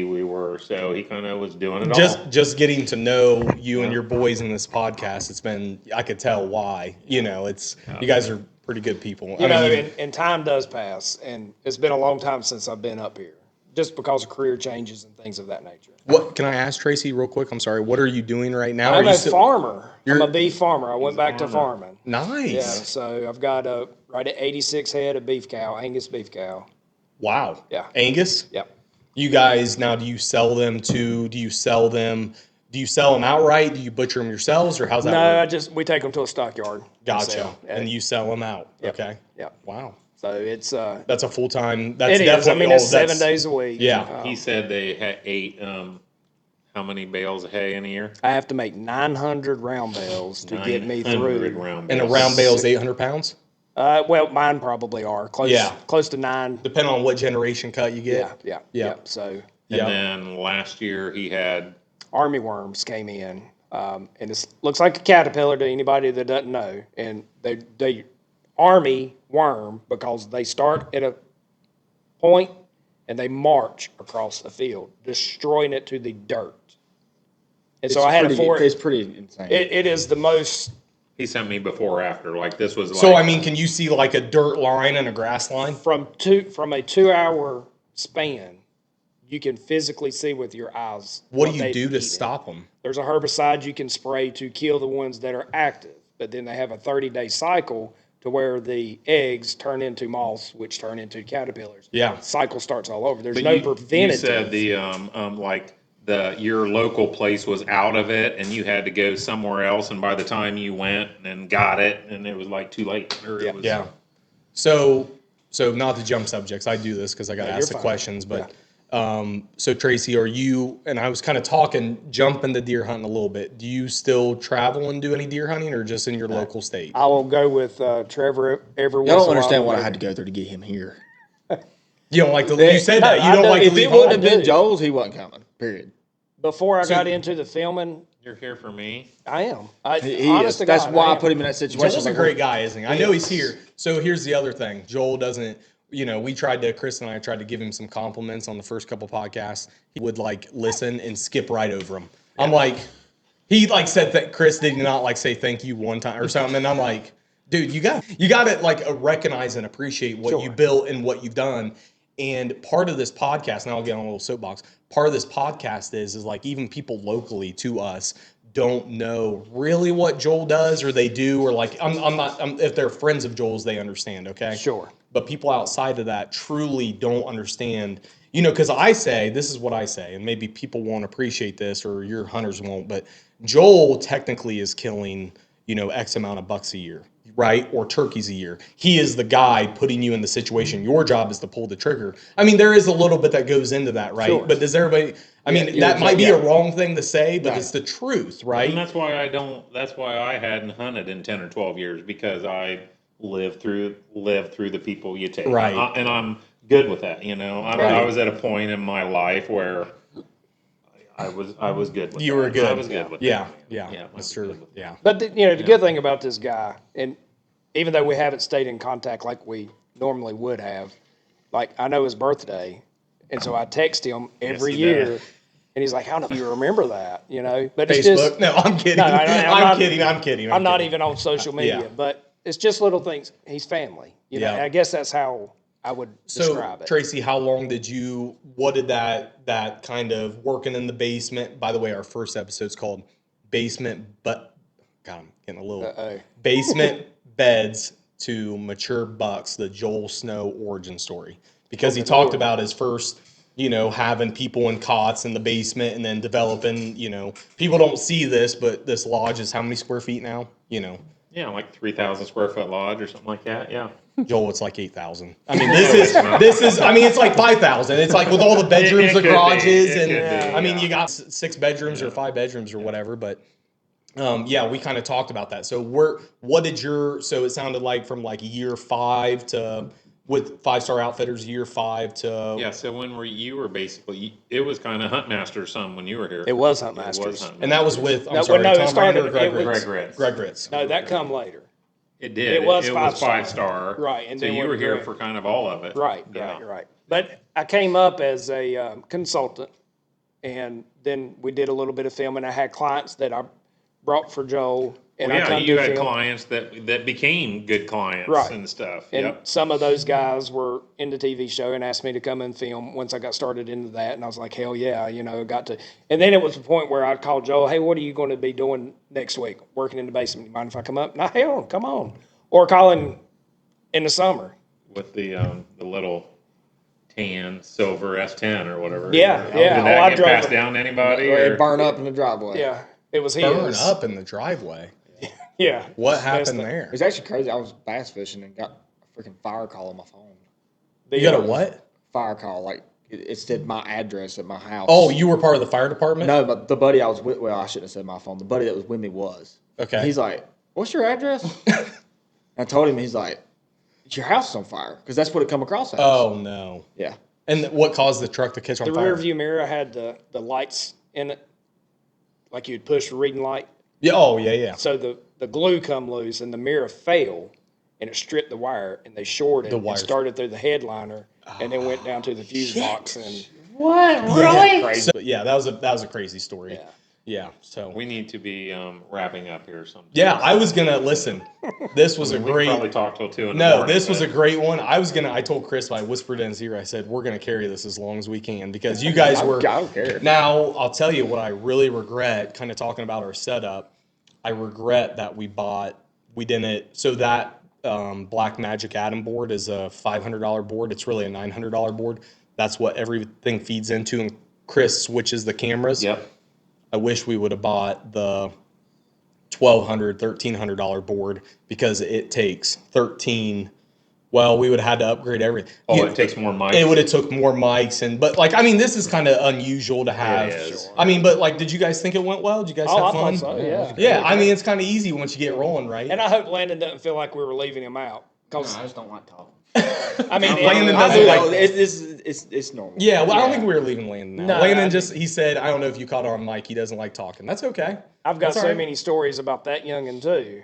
So We need to do this again, is my point. We need to, right, Joel? Yeah, it's Was been this not good. fun? It's been good. The whole time, too, I'm looking at this broadhead behind his head. I know. I'm like, I've been looking worried. at it too. I'm like, Man, I keep Joel's leaning back into that because usually since So, we need to, episode 2, I think it was episode 2, we introduced Chris. Yep. You went to the bathroom. Chris sat down, told his story Oh, on his deer. yep. And Chris just got his deer back today. Bring it on over, Chris. Bring it just on got over. his deer back Yeah. today. So Yeah. Someone's gonna have to look at this to see if it's in the camera. Yeah, I'll switch. ahead. I got it. I know how to run it. it's a smoker. It's a little bit of a squirrel. and Landon, slip over Chris this way. is going to 170 something or another for 173.68. Yeah. That's a smoker. Chris, kind of come in. There you go. Now bring it down. Bring it down a little bit. Get vulnerable in the back. We're advertising. There There we it go. is.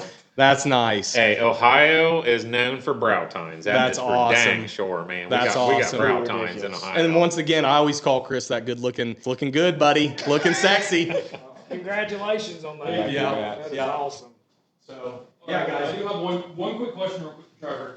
Because I was digging through some stuff, trying to learn. I guess I want to reiterate something real quick.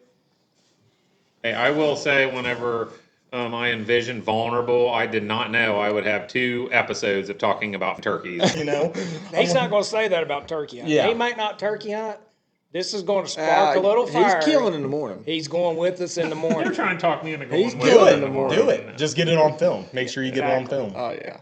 Yeah, I want him. We talked about him taking Old Glory out and freaking popping one. Yes, So I said just- that's what I'm going to do. I'm not turkey Yeah. hunting in the morning. Yeah. So I'm gonna Chris, sit in my truck and watch them with binoculars. Yeah. Chris, And I'll what- go get us a biscuit or something after they shoot. After I see the feathers flop. All right, what's your question? I want to reiterate something because I think just reading through it, it's an achievement. So, Trevor, going through the slams, this actually, from looking through Google and whatnot, so you got the Grand Slam that we've talked about. It's the Royal Slam, which is the Grand Slam plus the gold, Correct. and then you have the U.S. Slam. So, So the U.S. Slam is any legal turkey from each of the 49 states. which I don't have. You don't have. Slam. No. So is that something you're working towards? That is something that I will be doing over the years. It's not something that I'm like trying to do in 1 year, like Right, doing the right. Grand Slam. How could there ain't no way somebody could do that in 1 year, is there? Probably not, just It'd because of be the tough. seasons being so short. You'd have You to gotta have have a literally a G5. bird, You have bird to have tied a to a jet. tree. Right, a Yeah. jet to get from here to there. So 49. Chris, I don't know if you have it pulled up. I don't mean to put you on the spot, but can we recap what that means, or can you? Because he was using different terminology. Yeah, I can recap it. Yeah, recap it, Trevor. So the U.S. Slam is all 49 states. Alaska is not included because Alaska is dark, like 6 months out of the year. Is that right? Is it Something like that. Yeah, turkeys can't live in that. So Alaska is not included. That's your 49 states, and then you've got the Grand Slam, which is your Osceola, which is in Florida, only place you can kill it. And then the Rio is, I killed mine in Kansas. I'm not sure of all the states they're in. Hawaii is one of them. And then the Merriam, which is out west, which is like Wyoming, South Dakota, places in that nature. And then you got your Eastern, which is North Carolina, South Carolina, Virginia, Ohio. Yeah, Easterns are everywhere. Yeah. Then to do the World Slam, you have to have that Grand Slam. So right now, technically, I don't know why they don't classify. I thought I had my Royal Slam, which is the Grand Slam plus one in Mexico. I was wrong. It's the Grand Slam plus your golds. So I actually done it backwards. I have my Grand Slam plus my oscillated, and I do my golds here in the next 3 weeks or so. Yeah, a month. So I will have my World Slam given I kill a Merriam, and given I kill a golds, I'll have my World Slam. I know it feels so confusing. yeah, it's all right. It's very we'll confusing. chop it up. We'll chop it up. So is the Eastern the hardest turkey to hunt? Toughest. Yeah, I know. Yeah. Yeah. I would say that your Osceolas are just as tough as Easterns, and they are. They're very vocal. Are they vocal? Or But yeah, they're more. I would say that they're probably about. It just depends About on the same? It situation. depends on the Yeah, it situation. depends on where you're hunting Easterns. Right. I mean, if you're hunting Easterns in Virginia, it's different than hunting Easterns in North Carolina. I mean, because our turkeys can be pretty vocal. At, Yeah. You know, I mean, times, Easterns can be easy, you and know. they can be a Yes, son they of a can. bitch. Yep. You know what I learned from all this is I'm going to look up the different turkeys and how because what you showed in the Yucatan, that was wild. There's not much information on the Yucatan There's not. at all. There's not very That very was many people that have wild. documented it. Yeah, and I documented a lot of stuff, which will be put into a video, but I didn't get a kill on camera. It was impossible. The Trevor- situation I was put in. You and I need to get together because I want your videos because you're killing it. You have everything. I mean, I'm not even going big with everything. I'm just trying to put some bullshit together. Dude, I feel like Trevor has the capability to go If I was a rich man and didn't have to work for a living, I would follow him and Landon around the world. I feel like he has the opportunity. I mean, because there was a post on the internet the other day that said, do a Grand Slam, okay, or a 200-inch whitetail one, and 50% of the comments were 200-inch whitetail Grand Slam, 50%. It just kept going back and forth, and I thought it'd be more whitetail. I think we don't put enough emphasis on Grand turkey. Slam is way easier. So I think it's way what the easier. love of it, though. I think people are kind of commenting to the love Yeah. of what they love. It so. is, and it's the traveling aspect. This is my second year traveling, really going hard traveling. This year is just insane, but it's the travel. It's just going everywhere. Every place is different. You get to meet new people everywhere you go. I've made buddies all across everywhere. I mean, Yeah. that's the cool part about it. That's what I find enjoyable. But I could talk to anybody. Yeah. I can make buddies with anybody. So somebody like Landon who doesn't talk a lot, he's going to go out there and he's going to just hunt. So he may not find that enjoyable because that's miserable. Yeah. Like even He though needs he you're- needs his older brother Trevor to. yeah, you go out there and make buddies. That's what makes it. Because I do it by myself. So, but I'm also what is that word for that? Independent. I'm very independent. So I'll strike out and go somewhere. I don't give a shit. I'll go by myself Love it. because I can make it enjoyable to me. Yeah.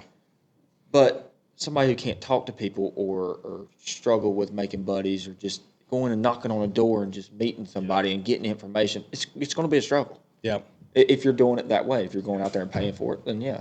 One more quick thing about Yeah, go Trevor ahead. that most people that know him know, but so when he was 13 years old, he's done the whole trapping, the fur trapping and stuff. He comes to me, he said, Dad, I got a new adventure. I need you and Mom to invest in my business. Well, what is that? Turtle trapping, Oh yeah. snapping turtles. I remember this. Yeah, it was a big And I'm thing. like, what is that? I had no idea, right? There is a market for snapping turtle meat, a huge market. Makes at the sense. time, now he's 13. At the time, all of your females were being shipped alive to China because they depleted the population. He said the prices are unbelievable. What is it going to cost? I need $500 to buy my traps, and they're basket hoop net traps. This kid, At what age? 13, Okay. had to be the chauffeur.